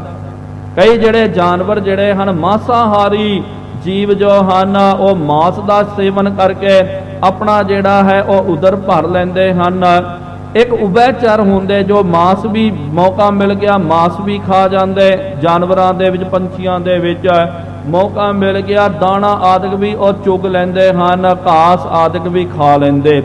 ਕਹਿਣ ਦਾ ਮਤਲਬ ਕਿ ਛਕਦੇ ਤਾਂ ਉਹ ਵੀ ਹਨ, ਲੇਕਿਨ ਸਾਧ ਸੰਗਤ ਜੀ ਉਹ ਸਿਰਫ ਆਪਣੇ ਪੇਟ ਨੂੰ ਭਰਨ ਦੇ ਲਈ ਉਹ ਛਕਦੇ। ਮਨੁੱਖ ਜਿਹੜਾ ਪ੍ਰਸ਼ਾਦਾ ਛਕਦਾ ਨਾ, ਇਹਦੇ ਵਿੱਚ ਪੇਟ ਭਰਨ ਦੇ ਲਈ ਘੱਟ, ਇਹ ਜ਼ਬਾਨ ਦੇ ਰਸਕੇ ਚਸਕੇ ਦੇ ਲਈ ਆਪਾਂ ਬਹੁਤ ਤਰ੍ਹਾਂ ਤਰ੍ਹਾਂ ਦਾ ਪ੍ਰਸ਼ਾਦਾ ਛਕਦੇ ਹਾਂ। ਤਰ੍ਹਾਂ ਤਰ੍ਹਾਂ ਦਾ ਪ੍ਰਸ਼ਾਦਾ ਵੈਰਾਈਟੀ ਜਿਹੜੀ ਹੈ। ਹੁਣ ਤੁਸੀਂ ਦੇਖੋ ਦੂਜੇ ਜਾਨਵਰ ਜਿਹੜੇ ਹਨ, ਜੋ ਮਰਜੀ ਜਾਨਵਰ, ਭਾਵੇਂ ਉਹ ਘਾਸ ਆਦਿਕ ਖਾਣ ਵਾਲੇ, ਮਾਸ ਆਦਿਕ ਦਾ ਸੇਵਨ ਕਰਨ ਵਾਲੇ, ਉਹਨਾਂ ਨੂੰ ਵੇਖੋ ਜੋ ਵੀ ਹੈ ਨਾ ਸਿੱਧਾ ਜਾ ਕਰਕੇ ਜਿਹੜਾ ਹੈ ਸ਼ਾਕਾਹਾਰੀ ਜੀਵ ਉਹ ਸਿੱਧਾ ਘਾਸ ਫੂਸ ਖਾਵੇਗਾ, ਮਾਸਾਹਾਰੀ ਜੀਵ ਜਿਹੜਾ ਹੈ ਉਹ ਸਿੱਧਾ ਮਾਸ ਦਾ ਭਕਸ਼ਣ ਕਰੇਗਾ। ਲੇਕਿਨ ਮਨੁੱਖ ਜਿਹੜਾ ਨਾ, ਗੁਰਮੁਖੋ ਯਾਦ ਰੱਖੋ, ਜਦੋਂ ਵੀ ਆਪਾਂ ਪ੍ਰਸ਼ਾਦਾ ਛਕਦੇ ਆ ਉਹਦੇ ਵਿੱਚ ਉਹਨੂੰ ਪ੍ਰਕਿਰਿਆ ਦੇ ਨਾਲ ਗੁਜ਼ਾਰ ਕਰਕੇ, ਹੁਣ ਚੌਲ ਜਿਹੜਾ ਹੈ, ਚੌਲ ਆਪਾਂ ਕੱਚੇ ਥੋੜੀ ਖਾ ਜਾਂਦੇ ਆ, ਉਹਦੇ ਵਿੱਚ ਰਸ ਨਹੀਂ ਆਵੇਗਾ। ਚੌਲ ਨੂੰ ਉਬਾਲ ਕਰਕੇ ਤੜਕਾ ਲਾ ਕਰਕੇ ਉਹਨੂੰ ਖਾਵਾਂਗੇ। ਪ੍ਰਸ਼ਾਦਾ ਜਿਹੜਾ ਹੈ ਸਿੱਧੀ ਆਪਾਂ ਕਣਕ ਥੋੜੀ ਖਾਂਦੇ ਆ, ਕਣਕ ਨੂੰ ਫਿਰ ਪੀਸ ਕਰਕੇ ਆਟਾ ਪ੍ਰਸ਼ਾਦਾ ਬਣਾ ਕਰਕੇ ਉਹ ਛਕਦੇ ਆ। ਸਬਜ਼ੀਆਂ ਹੋ ਗਈਆਂ, ਦਾਲ ਆਦਿਕ ਹੋ ਗਿਆ, ਸਿੱਧਾ ਆਪਾਂ ਥੋੜੀ ਖਾਂਦੇ ਆ। ਤਰ੍ਹਾਂ ਤਰ੍ਹਾਂ ਦੇ ਮਸਾਲੇ, ਤਰ੍ਹਾਂ ਤਰ੍ਹਾਂ ਦੇ ਉਹਦੇ ਵਿੱਚ ਮੇਵੇ ਆਦਿਕ ਪਾ ਕਰਕੇ ਉਹਨੂੰ ਫਿਰ 6 ਰਸਾਂ ਦਾ ਬਣਾ ਕਰਕੇ ਆਪਾਂ ਛਕਦੇ ਆ। ਕਿਉਂ? ਕਿਉਂਕਿ ਮਨੁੱਖ ਸਾਧ ਸੰਗਤ ਜੀ ਸਿਰਫ ਪੇਟ ਭਰਨ ਦੇ ਲਈ ਨਹੀਂ ਖਾਂਦਾ, ਸਵਾਦ ਦੇ ਲਈ ਖਾਂਦਾ ਹੈ। ਇਸ ਕਰਕੇ ਅੱਜ ਜੋ ਜ਼ਿਆਦਾ ਮੋਟਾਪੇ ਦਾ ਸ਼ਿਕਾਰ ਹੁੰਦੇ, ਜ਼ਿਆਦਾ ਸਰੀਰ ਤਗੜਾ ਹੋ ਜਾਂਦਾ, ਕੀ ਕਾਰਨ ਹੈ? ਇਹ ਰਸਾਂ ਕਸਾਂ ਦਾ ਹੀ ਸਵਾਦ ਹੈ ਕਿ ਭਾਈ ਰਸ ਕਸ ਦਾ ਸਵਾਦ ਨਹੀਂ ਜਾ ਰਿਹਾ, ਜਿੰਨਾ ਛਕਣਾ ਚਾਹੀਦਾ ਸੀ ਉਹ ਤੋਂ ਕਈ ਗੁਣਾ ਜ਼ਿਆਦਾ ਆਪਾਂ ਜਦੋਂ ਜ਼ਿਆਦਾ ਆ ਗਿਆ। ਹੁਣ ਦੇਖੋ ਕਦੇ ਇਹ ਵੀ ਵਿਚਾਰ ਜੇ ਆਪਾਂ ਨੂੰ ਕਰਨੀ ਚਾਹੀਦੀ ਹੈ, ਸਾਧਾਰਨ ਭੋਜਨ ਹੋਵੇ ਜਿਹਦੇ ਵਿੱਚ ਜ਼ਿਆਦਾ ਰਸ ਨਾ ਹੋਵੇ, ਥੋੜਾ ਕੋ ਪ੍ਰਸ਼ਾਦਾ ਆਪ ਜੀ ਖਾਓਗੇ ਨਾ ਸੰਤੁਸ਼ਟੀ ਆ ਜਾਵੇਗੀ, ਆਪਾਂ ਕਹਿੰਦੇ ਆ ਨਹੀਂ ਜੀ ਪੇਟ ਭਰ ਗਿਆ। ਉਹੀ ਗੁਰਮੁਖੋ ਵਧੀਆ ਜਿਹੜਾ ਮਿਰਚ ਮਸਾਲੇ ਦਾ, ਤਰ੍ਹਾਂ ਤਰ੍ਹਾਂ ਦਾ ਲੇਹਜ ਪੇਹਜ ਦਾ ਭੋਜਨ ਹੋਵੇ, ਫਿਰ ਦੇਖੋ ਬੰਦਾ ਫਿਰ 2 ਪ੍ਰਸ਼ਾਦੇ ਨਹੀਂ ਛਕਦਾ, 5-6 ਪ੍ਰਸ਼ਾਦਾ ਖਾ ਜਾਂਦਾ। ਉਹ ਕਹਿੰਦਾ ਹੁਣ ਵੀ ਭਾਈ ਇੰਨਾ ਛਕਿਆ, ਰਸ ਬੜਾ ਆ ਰਿਹਾ, ਮੈਂ ਰਸ ਕਰਕੇ ਜ਼ਿਆਦਾ ਖਾ ਰਿਹਾ। ਉਂਝ ਤਾਂ ਭਾਈ ਮੈਂ ਰੋਜ਼ 2 ਪ੍ਰਸ਼ਾਦੇ ਛਕਦਾ, ਭੁੱਖ ਮਿਟ ਜਾਂਦੀ, ਲੇਕਿਨ ਅੱਜ 6-7 ਵੀ ਪ੍ਰਸ਼ਾਦਾ ਖਾਦਾ ਹੈ, ਲੇਕਿਨ ਭੁੱਖ ਨਹੀਂ ਮਿਟ ਰਹੀ ਹੈ। ਕਿਉਂ? ਕਿਉਂਕਿ ਰਸ ਕੰਮ ਕਰ ਰਿਹਾ, ਉਹ ਰਸ ਕਰਕੇ ਖਾ ਰਹੇ ਆ। ਇਸ ਤਰ੍ਹਾਂ ਹੀ ਸਾਧ ਸੰਗਤ ਜੀ, ਇੱਕ ਦਾ ਪ੍ਰਸ਼ਾਦਾ ਜੋ ਹੈ ਆਪਾਂ ਛਕਦੇ ਆ ਪੇਟ ਭਰਨ ਦੇ ਲਈ, ਲੇਕਿਨ ਮਨੁੱਖ ਜਿਹੜਾ ਸਵਾਦਾਂ ਦੇ ਲਈ ਛਕਦਾ। ਇਹ ਰਸਨਾ ਤੂੰ ਅਨ ਰਸ ਰਾਚ ਰਹੀ, ਤੇਰੀ ਪਿਆਸ ਨਾ ਜਾਏ। ਮਹਾਰਾਜ ਨੇ ਕਿਹਾ ਕਿ ਇਹ ਰਸਨਾ ਤੂੰ ਅਨ ਰਸਾਂ ਦੇ ਵਿੱਚ ਰਚ ਕਰਕੇ ਰਹਿ ਗਏ, ਇੰਨੇ ਰਸਾਂ ਦਾ ਤੈਨੇ ਸਵਾਦ ਚਖਣਾ ਕੀਤਾ, ਲੇਕਿਨ ਤੈਨੂੰ ਕਦੇ ਰਜ ਨਹੀਂ ਆਇਆ। ਕਦੇ ਰਸਨਾ ਨੇ ਕਿਹਾ, ਕਦੇ ਇਹ ਸਾਡੀ ਨਿੱਕੀ ਜ਼ਬਾਨ ਨੇ ਕਿਹਾ ਜੀ ਮੈਂ ਬਹੁਤ ਰਸ ਖਾ ਲਿਆ ਜੀ, ਹੁਣ ਨਹੀਂ ਖਾਣਾ। ਨਹੀਂ ਗੁਰਮੁਖੋ ਛਕਦੇ ਹੀ ਰਹਿੰਦੇ ਆ। ਇਸ ਤਰ੍ਹਾਂ ਦੂਜੀ ਗੱਲ ਜਿਹੜੀ ਹੈ, ਕਿਆ ਖਾਦਾ ਕਿਆ ਪੈਦਾ ਹੋਏ। ਪੈਦੇ ਦਾ ਮਤਲਬ ਬਸਤਰ ਧਾਰਨ ਕਰਨ ਦੇ ਸੰਬੰਧ ਦੇ ਵਿੱਚ ਹੈ। ਬਸਤਰ ਆਪਾਂ ਧਾਰਨ ਕਰਦੇ ਆ, ਧਾਰਨ ਕਰਨਾ ਚਾਹੀਦਾ ਹੈ, ਲੇਕਿਨ ਯਾਦ ਰੱਖੋ ਬੰਦਾ ਬਸਤਰ ਸਰੀਰ ਨੂੰ ਢੱਕਣ ਦੇ ਲਈ ਨਹੀਂ ਕਰਦਾ। ਅੱਜ ਸਰੀਰ ਦਾ ਨੰਗੇਸ ਪ੍ਰਗਟ ਕਰਨ ਦੇ ਲਈ ਆਪਾਂ ਤਰ੍ਹਾਂ ਤਰ੍ਹਾਂ ਦੇ ਬਸਤਰ ਪਾਉਂਦੇ ਹਾਂ। ਵੇਖਦੇ ਨਾ ਆਪਾਂ ਸਾਧ ਸੰਗਤ ਜੀ, ਹੁਣ ਬਾਜ਼ਾਰਾਂ ਦੇ ਵਿੱਚ ਜਾਓ, ਕੱਪੜਾ ਜਿਹੜਾ ਹੈ ਉਹ ਵੀ ਕੱਪੜਾ ਹੁੰਦਾ, 100 ਰੁਪਏ ਮੀਟਰ ਦਾ ਵੀ ਕੱਪੜਾ ਹੁੰਦਾ, ਕਈ ਕੱਪੜੇ 10-10 ਹਜ਼ਾਰ ਮੀਟਰ ਦੇ ਵੀ ਕੱਪੜੇ ਹੁੰਦੇ। ਜੋ ਮਰਜ਼ੀ ਹੋਵੇ, ਭਾਵੇਂ 100 ਦਾ ਪਾ ਲਿਓ, ਭਾਵੇਂ 10,000 ਦਾ ਪਾਓ, ਕੰਮ ਤਾਂ ਉਹਨੇ ਤਨ ਢੱਕਣ ਦਾ ਕੰਮ ਕਰਨਾ ਨਾ। 100 ਦਾ ਬਸਤਰ ਵੀ ਤਨ ਢੱਕ ਦੇਵੇਗਾ, 10,000 ਮੀਟਰ ਦਾ ਵੀ ਬਸਤਰ ਤਨ ਢੱਕ ਦੇਵੇਗਾ। ਲੇਕਿਨ ਯਾਦ ਰੱਖੋ, ਜਿੱਥੇ 10,000 ਦਾ ਬਸਤਰ ਪਾਇਆ, ਜਿੱਥੇ ਲੱਖਾਂ ਦੇ ਬਸਤਰ ਪਾਏ, ਉਹਦੀ ਕੀਮਤ ਵੱਧ ਜਾਂਦੀ। ਬੰਦਾ ਉਹਦੇ ਵਿੱਚ ਅਹੰਕਾਰ ਦਾ ਸਵਾਦ ਲੈਂਦਾ। ਬੰਦਾ ਫਿਰ ਕਹਿੰਦਾ ਕਿ ਦੇਖੋ ਜੀ ਮੇਰਾ ਡਰੈਸ ਜਿਹੜਾ ਇੰਨੇ ਲੱਖਾਂ ਦਾ, ਇੰਨੇ ਕਰੋੜਾਂ ਦਾ, ਅੱਜ ਆਪਾਂ ਕਈ ਵਾਰੀ ਪੜ੍ਹਦੇ ਆ, ਸੁਣਦੇ ਆ ਕਿ ਕਈ ਵਸਤਰ ਜਿਹੜੇ ਕਰੋੜਾਂ ਦੇ ਵਿੱਚ ਬਣਾਏ ਜਾਂਦੇ ਹਨ। ਹੈ ਤਾਂ ਵਸਤਰ ਉਹੀ ਆ, ਉਹਨੇ ਵੀ ਤਨ ਢੱਕਣਾ, 100 ਰੁਪਏ ਦਾ ਵਸਤਰ ਉਹਨੇ ਵੀ ਤਨ ਢੱਕਣਾ, ਲੇਕਿਨ ਅਹੰਕਾਰ ਦੀ ਪੂਰਤੀ 100 ਦੇ ਵਸਤਰ ਵਿੱਚ ਨਹੀਂ ਹੋਵੇਗੀ। ਜਿੰਨਾ ਵੱਡਮੁੱਲਾ ਵਸਤਰ ਪਾਓਗੇ, ਕੀਮਤੀ ਤੋਂ ਕੀਮਤੀ ਪਾਓਗੇ। ਕਈ ਲੋਕ ਬਹੁਤ ਬ੍ਰਾਂਡ ਦੇ ਪਿੱਛੇ ਜਾਂਦੇ, ਬ੍ਰਾਂਡਡ ਵਸਤਰ ਚਾਹੀਦਾ, ਉਹ ਵਸਤਰ ਪਾਓਗੇ। ਇਹਦੇ ਨਾਲ ਫਿਰ ਕੀ ਹੁੰਦਾ, ਫਿਰ ਅਹੰਕਾਰ ਦਾ ਵੀ ਪ੍ਰਦਰਸ਼ਨ ਹੁੰਦਾ। ਫਿਰ ਕਈ ਆਪਾਂ ਨੇ ਵੇਖਿਆ ਸੁਣਿਆ ਨਾ, ਕਈ ਲੋਕ ਕਹਿੰਦੇ ਕਿ ਭਾਈ ਅਸੀਂ ਤਾਂ ਛੋਟਾ ਵਸਤਰ ਹੀ ਨਹੀਂ ਪਾਉਂਦੇ ਜੀ, ਮੇਰਾ ਤਾਂ ਜੀ ਘਰ ਦਾ ਹੀ ਵਸਤਰ ਜਿਹੜਾ 15-15 20-20 ਹਜ਼ਾਰ ਦਾ ਹੈ। ਉਹ ਕੀ ਕਹਿਣਾ ਚਾਹੁੰਦਾ, ਉਹ ਬੰਦੇ ਵਸਤਰ ਤਨ ਢੱਕਣ ਦੇ ਲਈ ਨਹੀਂ, ਆਪਣਾ ਅਹੰਕਾਰ, ਆਪਣਾ ਪੈਸਾ ਦਿਖਾਉਣ ਦੇ ਲਈ ਉਹ ਵਸਤਰਾਂ ਨੂੰ ਪਾ ਕਰਕੇ ਉਹਦਾ ਪ੍ਰਦਰਸ਼ਨ ਕਰਦੇ ਹਨ। ਮਹਾਰਾਜ ਨੇ ਕਿਹਾ ਕਿ ਇਹ ਬਾਦਸ਼ਾਹ ਜਿੰਨਾ ਮਰਜੀ ਬੰਦਾ ਕੋਈ ਪ੍ਰਸ਼ਾਦਾ ਤਰ੍ਹਾਂ ਤਰ੍ਹਾਂ ਦਾ ਖਾ ਲਵੇ, ਤਰ੍ਹਾਂ ਤਰ੍ਹਾਂ ਦੇ ਵਸਤਰ ਉਹ ਪਹਿਨ ਲਵੇ, ਜਾਮਨ ਨਾਹੀ ਸੱਚਾ ਸੋਏ। ਲੇਕਿਨ ਜਿਹਦੇ ਮਨ ਦੇ ਵਿੱਚ ਸੱਚਾ ਪ੍ਰਮਾਤਮਾ ਜਿਹਦਾ ਨਹੀਂ ਵਸਦਾ, ਅਸਲ ਦੇ ਵਿੱਚ ਗੱਲ ਇੱਥੇ ਆ ਗਈ। ਮਹਾਰਾਜ ਨੇ ਕਿਹਾ ਜਿਨ੍ਹਾਂ ਦੇ ਹਿਰਦੇ ਵਿੱਚ ਪ੍ਰਮਾਤਮਾ ਦਾ ਨਾਮ, ਉਹਦਾ ਸਿਮਰਨ ਜਿਹੜਾ ਨਹੀਂ ਕਰਦਾ, ਉਹਦਾ ਨਾਮ ਹਿਰਦੇ ਵਿੱਚ ਨਹੀਂ ਵਸਿਆ। ਮਹਾਰਾਜ ਨੇ ਕਿਹਾ ਨਾ, ਸੰਤਨ ਕਾ ਦਾਨਾ ਰੂਖਾ, ਸੋ ਸਰਬ ਨਿਦਾਨ ਗ੍ਰਹਿ ਸਾਕਤ, 36 ਪ੍ਰਕਾਰ ਤੇ ਬਿਖੂ ਸਮਾਨ, ਭਗਤ ਜਨਾ ਕਾ ਲੂਗਰਾ ਓੜ, ਨਗਨ ਨਾ ਹੋਈ ਸਾਕਤ ਸਿਰ ਪਾਉ ਰੇਸ਼ਮੀ, ਪਹਿਰਤ ਪਤ ਖੋਈ। ਮਹਾਰਾਜ ਜੀ ਨੇ ਕਿਹਾ ਸਾਕਤਾਂ ਦੇ ਰੇਸ਼ਮੀ ਵਸਤਰ ਵੀ ਜਿਹੜੇ ਉਹਨੂੰ ਧਾਰਨ ਕਰੋਗੇ, ਤੁਹਾਡੀ ਇੱਜ਼ਤ ਪਤ ਮਿੱਟੀ ਪਲੀਤ ਹੋ ਜਾਵੇਗੀ। ਲੇਕਿਨ ਭਗਤ ਜਨਾ ਕਾ ਲੂਗਰਾ, ਲੂਗੜਾ ਦਾ ਮਤਲਬ ਇਹ ਮਰਾਠੀ ਬੋਲੀ ਹੈ, ਖਾਸ ਕਰਕੇ ਇੱਥੇ ਜੋ ਧੋਤੀ ਆਦਿਕ ਬਣਦੇ ਨਾ, ਉਹਨੂੰ ਲੁਗੜਾ ਬੋਲਦੇ, ਕਿ ਉਹ ਸਿੱਧਾ ਸਧਾਰਨ ਜਿਹਾ ਵਸਤਰ ਹੁੰਦਾ। ਲੁਗੜਾ ਜਿਹਨੂੰ ਆਪਾਂ ਬੋਲਦੇ ਆ ਮਰਾਠੀ ਦੇ ਵਿੱਚ, ਸਾਧਾਰਨ ਬੜਾ ਬਹੁਤ ਬਰੀਕ ਜਿਹਾ, ਇਹਦਾ ਸਿਰਫ ਨਿਮਿਤ ਮਾਤਰ ਹੁੰਦਾ, ਕੋਈ ਜ਼ਿਆਦੀ ਉਹਦੀ ਕੀਮਤ ਵੀ ਨਹੀਂ ਹੁੰਦੀ। ਲੇਕਿਨ ਜਿਹੜੇ ਮਹਾਂਪੁਰਖ ਹੁੰਦੇ ਹਨ, ਇਹੋ ਜਿਹੇ ਕਈ ਪਾਟੇ ਪੂਟੇ ਵੀ ਵਸਤਰ ਉਹ ਜੇ ਪਾ ਲੈਂਦੇ, ਉਹਦੇ ਵਿੱਚ ਵੀ ਉਹਨਾਂ ਦੀ ਸ਼ੋਭਾ ਹੁੰਦੀ ਹੈ। ਮਹਾਰਾਜ ਨੇ ਕਿਹਾ ਨਾ, ਬਸਤਾ ਟੁੱਟੀ ਝੁੰਪੜੀ ਚੀਰ ਸਭ ਛਿੰਨਾ, ਜਾਤ ਨਾ ਪਤ ਨਾ ਆਦਰ, ਉਧਿਆਨ ਪ੍ਰਮਿੰਨਾ, ਮਿੱਤਰ ਨਾ ਏਠ ਤਨ ਰੂਪਹੀਨ, ਕਿਛ ਸਾਕ ਨਾ ਸਿੰਨਾ, ਰਾਜਾ ਸਗਲੀ ਸ੍ਰਿਸ਼ਟ ਕਾ, ਹਰ ਨਾਮ ਮਨ ਭਿੰਨਾ, ਤਿਸ ਕੀ ਧੂੜ ਮਨ ਉਧਰੈ ਪ੍ਰਭ ਹੋਏ ਸੁਖ ਪ੍ਰਸੰਨਾ।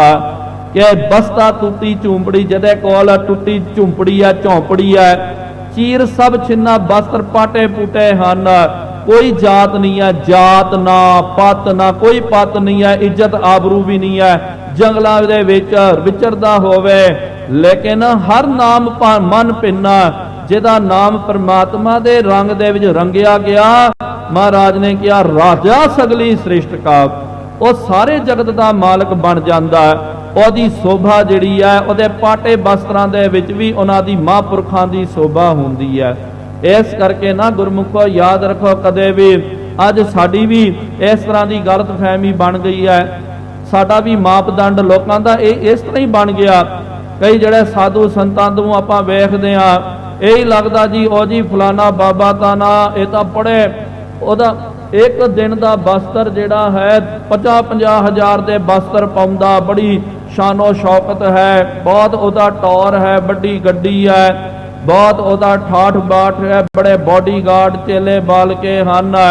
ਸਾਨੂੰ ਵੀ ਲੱਗਦਾ ਨਾ ਸਮਝਾ ਨੂੰ, ਸਾਡੇ ਵਰਗੇ ਮੇਰੇ ਵਰਗੇ ਮੂਰਖਾਂ ਨੂੰ ਲੱਗਦਾ ਕਿ ਭਾਈ ਪਤਾ ਨਹੀਂ ਜੀ ਕਿੰਨਾ ਵੱਡਾ ਬਾਬਾ ਹੋਵੇਗਾ। ਲੇਕਿਨ ਗੁਰਮੁਖੋ ਯਾਦ ਰੱਖੋ, ਮਹਾਰਾਜ ਨੇ ਕਿਹਾ ਨਾ, ਭਗਤ ਜਨਾ ਕਾ ਲੂਗਰਾ ਓੜ ਨਗਨ ਨਾ ਹੋਈ, ਸਾਕਤ ਸਿਰ ਪਾਉ ਰੇਸ਼ਮੀ, ਪਹਿਰਤ ਪਤ ਖੋਈ।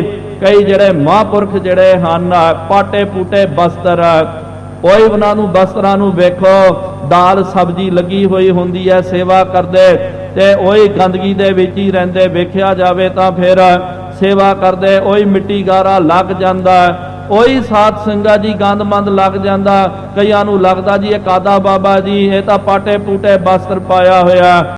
ਮਹਾਰਾਜ ਨੇ ਕਿਹਾ ਅਸਲੀ ਉਹੀ ਮਹਾਂਪੁਰਖ ਹੈ, ਜੋ ਵਸਤਰਾਂ ਦਾ ਮਹਾਂਪੁਰਖ ਨਹੀਂ, ਜੋ ਜੀਵਨ ਦਾ ਮਹਾਂਪੁਰਖ ਹੈ। ਇਹੀ ਤਾਂ ਗੱਲ ਹੋਈ ਨਾ ਸਾਧ ਸੰਗਤ ਜੀ 2 ਦਿਨ ਪਹਿਲਾਂ, ਜਦੋਂ ਆਪਾਂ ਗੁਰੂ ਅੰਗਦ ਦੇਵ ਜੀ ਮਹਾਰਾਜ ਜੀ ਦਾ ਪਾਵਨ ਦਿਹਾੜਾ ਮਨਾ ਕੇ ਹਟੇ ਹਾਂ। ਦਾਸ ਨੇ ਬੇਨਤੀ ਕੀਤੀ ਸੀ, ਸਤਿਗੁਰੂ ਮਹਾਰਾਜ ਨੇ ਕਿਹਾ ਕਿ ਪੁਰਖਾ ਇਹ ਚੌੜ ਦੀ ਖੇਤੀ ਜੋ ਹੈ, ਇਹ ਜੀਰੀ ਲੱਗੀ ਹੋਇਆ, ਇਹਦੇ ਵਿੱਚੋਂ ਕਦੀਨ ਕੱਢ ਦਿਓ, ਵਾਧੂ ਘਾਹ ਜਿਹੜਾ ਕੱਢ ਦਿਓ। ਮਹਾਰਾਜ ਨੇ ਕੱਢ ਦਿੱਤਾ। ਕੱਢ ਕੇ ਕਿਹਾ ਜੀ ਇਹਦੀ ਪੰਡ ਬੰਨ ਦਿਓ, ਪੰਡ ਬੰਨ ਦਿੱਤੀ। ਤੇ ਫਿਰ ਕਿਹਾ ਕਿ ਇਹਨੂੰ ਚੁੱਕੋ, ਚੁੱਕ ਕੇ ਧਰਮਸਾਲ ਵਿੱਚ ਲੈ ਕਰਕੇ ਚਲੋ। ਯਾਦ ਰੱਖੋ ਗੁਰਮੁਖੋ, ਗੁਰੂ ਅੰਗਦ ਦੇਵ ਜੀ ਮਹਾਰਾਜ ਜੀ ਨੇ ਉਸ ਵੇਲੇ ਹੀਂਗ ਖਾਬ ਦਾ ਕਪੜਾ, ਉਸ ਵੇਲੇ ਦਾ ਸਭ ਤੋਂ ਵੱਡ ਮੁੱਲਾ ਬਸਤਰ, ਜਿਹੜਾ ਬੜਾ ਬੇਸ਼ਕੀਮਤੀ ਬਸਤਰ ਧਾਰਨ ਕਰਨਾ ਕੀਤਾ ਸੀ। ਤੇ ਮਹਾਰਾਜ ਜੀ ਨੇ ਇਹ ਨਹੀਂ ਕਿਹਾ ਕਿ ਮਹਾਰਾਜ ਮੇਰੇ ਸੋਹਣੇ ਬਸਤਰ ਹਨ, ਇਹ ਪੰਡ ਚੱਕਾਂਗਾ ਜੀ ਤੇ ਮੇਰੇ ਬਸਤਰ ਪਲੀਤ ਹੋ ਜਾਣਗੇ, ਮੈਲੇ ਹੋ ਜਾਣਗੇ। ਤੇ ਫਿਰ ਉਹਨਾਂ ਨੇ ਇਹ ਵਿਚਾਰ ਨਹੀਂ ਕੀਤੀ, ਤੁਰੰਤ ਚੱਲ ਗਏ, ਜਾ ਕਰਕੇ ਕਦੀਨ ਦੀ ਪੰਡ ਜਿਹੜੀ ਆ ਸਿਰ ਦੇ ਉੱਤੇ ਚੁੱਕ ਲਈ। ਉਹਦੇ ਵਿੱਚੋਂ ਜਿਹੜਾ ਨਾ ਕਿਚੜ ਜਿਹੜਾ ਹੈ ਚੂ ਚੂ ਕਰਕੇ ਪੂਰੇ ਬਸਤਰਾਂ ਦੇ ਉੱਤੇ ਪੈ ਗਿਆ, ਪੂਰੇ ਬਸਤਰ ਲਿਬੜੇ ਗਏ। ਧਰਮਸਾਲ ਦੇ ਵਿੱਚ ਆਏ, ਮਾਤਾ ਸੁਲੱਖਣੀ ਜੀ ਨੇ ਬੇਨਤੀ ਕੀਤੀ, ਸਵਾਮੀ ਜੀਓ, ਧੰਨ ਗੁਰੂ ਨਾਨਕ ਦੇਵ ਜੀ ਮਹਾਰਾਜ ਨੂੰ ਕਿਹਾ ਇਹ ਤਾਂ ਬੜੇ ਰਈਸ ਬੰਦੇ ਲੱਗਦੇ ਹਨ, ਇਹਨਾਂ ਦੇ ਬਸਤਰ ਆਪਨੇ ਖਰਾਬ ਕਰ ਦਿੱਤੇ, ਇਹਨਾਂ ਨੂੰ ਇਹ ਸੇਵਾ ਕਿਉਂ ਦਿੱਤੀ ਹੈ? ਦੂਜੇ ਵੀ ਕੰਮ ਹੈ, ਦੂਜੇ ਸਿੱਖ ਸਨ, ਉਹਨਾਂ ਨੂੰ ਦੇ ਦਿੰਦੇ, ਇਹਨਾਂ ਦੇ ਬਸਤਰ ਲਿਬੜ ਗਏ। ਮਹਾਰਾਜ ਨੇ ਕਿਹਾ ਭਾਗਵਾਨੇ, ਤੈਨੂੰ ਲੱਗ ਰਿਹਾ ਨਾ ਇਹਨਾਂ ਦੇ ਬਸਤਰ ਮਿੱਟੀ ਗਾਰੇ ਦੇ ਨਾਲ ਭਿੱਜ ਗਏ, ਸਾਡੀ ਨਿਗਾਹ ਦੇ ਨਾਲ ਵੇਖਣਾ ਕਰੋ, ਇਹ ਗੰਦੇ ਨਹੀਂ ਹੋਏ, ਸਗੋਂ ਇਹ ਬਸਤਰ ਨਿਰਮਲ ਹੋ ਗਏ। ਇਹਨੂੰ ਸਾਡੀ ਨਿਗਾਹ ਦੇ ਨਾਲ ਵੇਖੋ, ਤੁਹਾਨੂੰ ਕਿਚੜ ਨਜ਼ਰ ਆਉਂਦਾ, ਇਹ ਤਾਂ ਸਾਡੀ ਨਿਗਾਹ ਦੇ ਨਾਲ ਵੇਖਿਆ ਜਾਵੇ ਤਾਂ ਇਹ ਚੰਦਨ ਕੇਸਰ ਦਾ ਇਹਨਾਂ ਦੇ ਉੱਤੇ ਛਿੜਕਾਅ ਕੀਤਾ ਗਿਆ। ਜੋ ਸਿਰ ਦੇ ਉੱਤੇ ਪੰਡ ਹੈ ਨਾ, ਇਹ ਪੰਡ ਨਹੀਂ ਹੈ, ਇਹਨਾਂ ਦੇ ਸਿਰ ਦੇ ਉੱਤੇ ਉਹ ਛਤਰ ਝੁੱਲ ਰਿਹਾ, ਇਹ ਛਤਰ ਦੇ ਮਾਲਕ ਹੋਣਗੇ। ਚੰਦਨ ਕੇਸਰ ਦਾ ਇਹਨਾਂ ਦੇ ਉੱਤੇ ਛਿੜਕਾਅ ਹੋਵੇਗਾ, ਉਹ ਮਾਲਕ ਹਨ। ਚੌਥੇ ਪਾਤਸ਼ਾਹ ਜੀ ਮਹਾਰਾਜ ਵੀ ਇਸ ਤਰ੍ਹਾਂ ਹੀ ਪਰਿਵਾਰ ਦੇ ਲੋਕ ਵੇਖ ਕਰਕੇ ਕਹਿਣ ਲੱਗੇ, ਉਲਾਮਾ ਦਿੱਤਾ ਕਿ ਗੁਰੂ ਘਰ ਦੇ ਵਿੱਚ ਆਪਣੇ ਸਹੁਰੇ ਪਰਿਵਾਰ ਦੇ ਵਿੱਚ ਕੰਮ ਕਰ ਰਿਹਾ, ਤੁਹਾਨੂੰ ਸ਼ਰਮ ਨਹੀਂ ਆਈ? ਤੀਜੇ ਪਾਤਸ਼ਾਹ ਜੀ ਨੇ ਕਿਹਾ ਕਿ ਸ਼ਰਮ ਤਾਂ ਤੁਹਾਨੂੰ ਆਣੀ ਚਾਹੀਦੀ ਹੈ, ਤੁਹਾਨੂੰ ਲੱਗ ਰਿਹਾ ਇਹਨਾਂ ਦੇ ਬਸਤਰ ਖਰਾਬ ਹੋ ਗਏ, ਪਾਟੇ ਪੂਟੇ ਬਸਤਰ ਹਨ, ਲੇਕਿਨ ਪਾਟੇ ਪੂਟੇ ਬਸਤਰਾਂ ਦੇ ਵਿੱਚ ਹੀ ਤੇ ਫਿਰ ਇਹਨਾਂ ਦੀ ਸ਼ੋਭਾ ਇੰਨੀ ਵੱਧ ਜਾਵੇਗੀ। ਸਿਰ ਦੇ ਟੋਕਰਾ, ਤੁਹਾਨੂੰ ਟੋਕਰਾ ਨਜ਼ਰ ਆ ਰਿਹਾ ਹੈ, ਇਹ ਗੁਰਤਾ ਗੱਦੀ ਦਾ ਛਤਰ ਇਹਨਾਂ ਦੇ ਉੱਤੇ ਝੁੱਲ ਰਿਹਾ ਹੈ। ਸੋ ਮਹਾਰਾਜ ਨੇ ਕਿਹਾ ਜਿਨ੍ਹਾਂ ਦੇ ਹਿਰਦੇ ਵਿੱਚ ਨਾਮ ਨਹੀਂ ਬਸਦਾ, ਉਹਨਾਂ ਦਾ ਖਾਦਾ ਪੈਦਾ ਸਭ ਵਿਅਰਥ ਚੱਲ ਜਾਂਦਾ। ਕਿਆ ਮੇਵਾ ਕਿਆ ਕਿਹ ਗੁੜ ਮਿੱਠਾ। ਹੁਣ ਬੰਦੇ ਜਿਹੜੇ ਹਨ, ਆਪਾਂ ਦਾਸ ਨੇ ਜੋ ਬੇਨਤੀ ਕੀਤੀ ਸ਼ੁਰੂਆਤ ਵਿੱਚ ਹੀ ਕਿਹਾ ਸੀ ਕਿ ਆਪਾਂ ਵੀ ਛਕਦੇ ਆ, ਜਾਨਵਰ ਵੀ ਛਕਦਾ, ਉਹ ਸਿਰਫ ਭਰਨ ਪੋਖਣ ਦੇ ਲਈ ਖਾਂਦਾ ਹੈ, ਲੇਕਿਨ ਮਨੁੱਖ ਜਿਹੜਾ ਨਾ ਸਾਧ ਸੰਗਤ ਜੀ, ਆਪਾਂ ਸਵਾਦ ਦੇ ਲਈ ਖਾਂਦੇ ਆ। ਤੇ ਸਵਾਦ ਦੇ ਲਈ ਕੀ ਕਰਦੇ ਆ? ਕਿਆ ਮੇਵਾ, ਤਰ੍ਹਾਂ ਤਰ੍ਹਾਂ ਦੇ ਮੇਵੇ। ਮੇਵੇ ਦਾ ਮਤਲਬ ਜਿਹਨੂੰ ਅੰਗਰੇਜ਼ੀ ਦੇ ਵਿੱਚ ਡਰਾਈ ਫਰੂਟ ਕਿਹਾ ਜਾਂਦਾ, ਬਦਾਮ, ਕਾਜੂ, ਕਿਸ਼ਮਿਸ਼, ਪਿਸਤਾ ਆਦਿ, ਇਹ ਸਾਰੇ ਮੇਵਿਆਂ ਦੇ ਵਿੱਚ ਆਉਂਦਾ।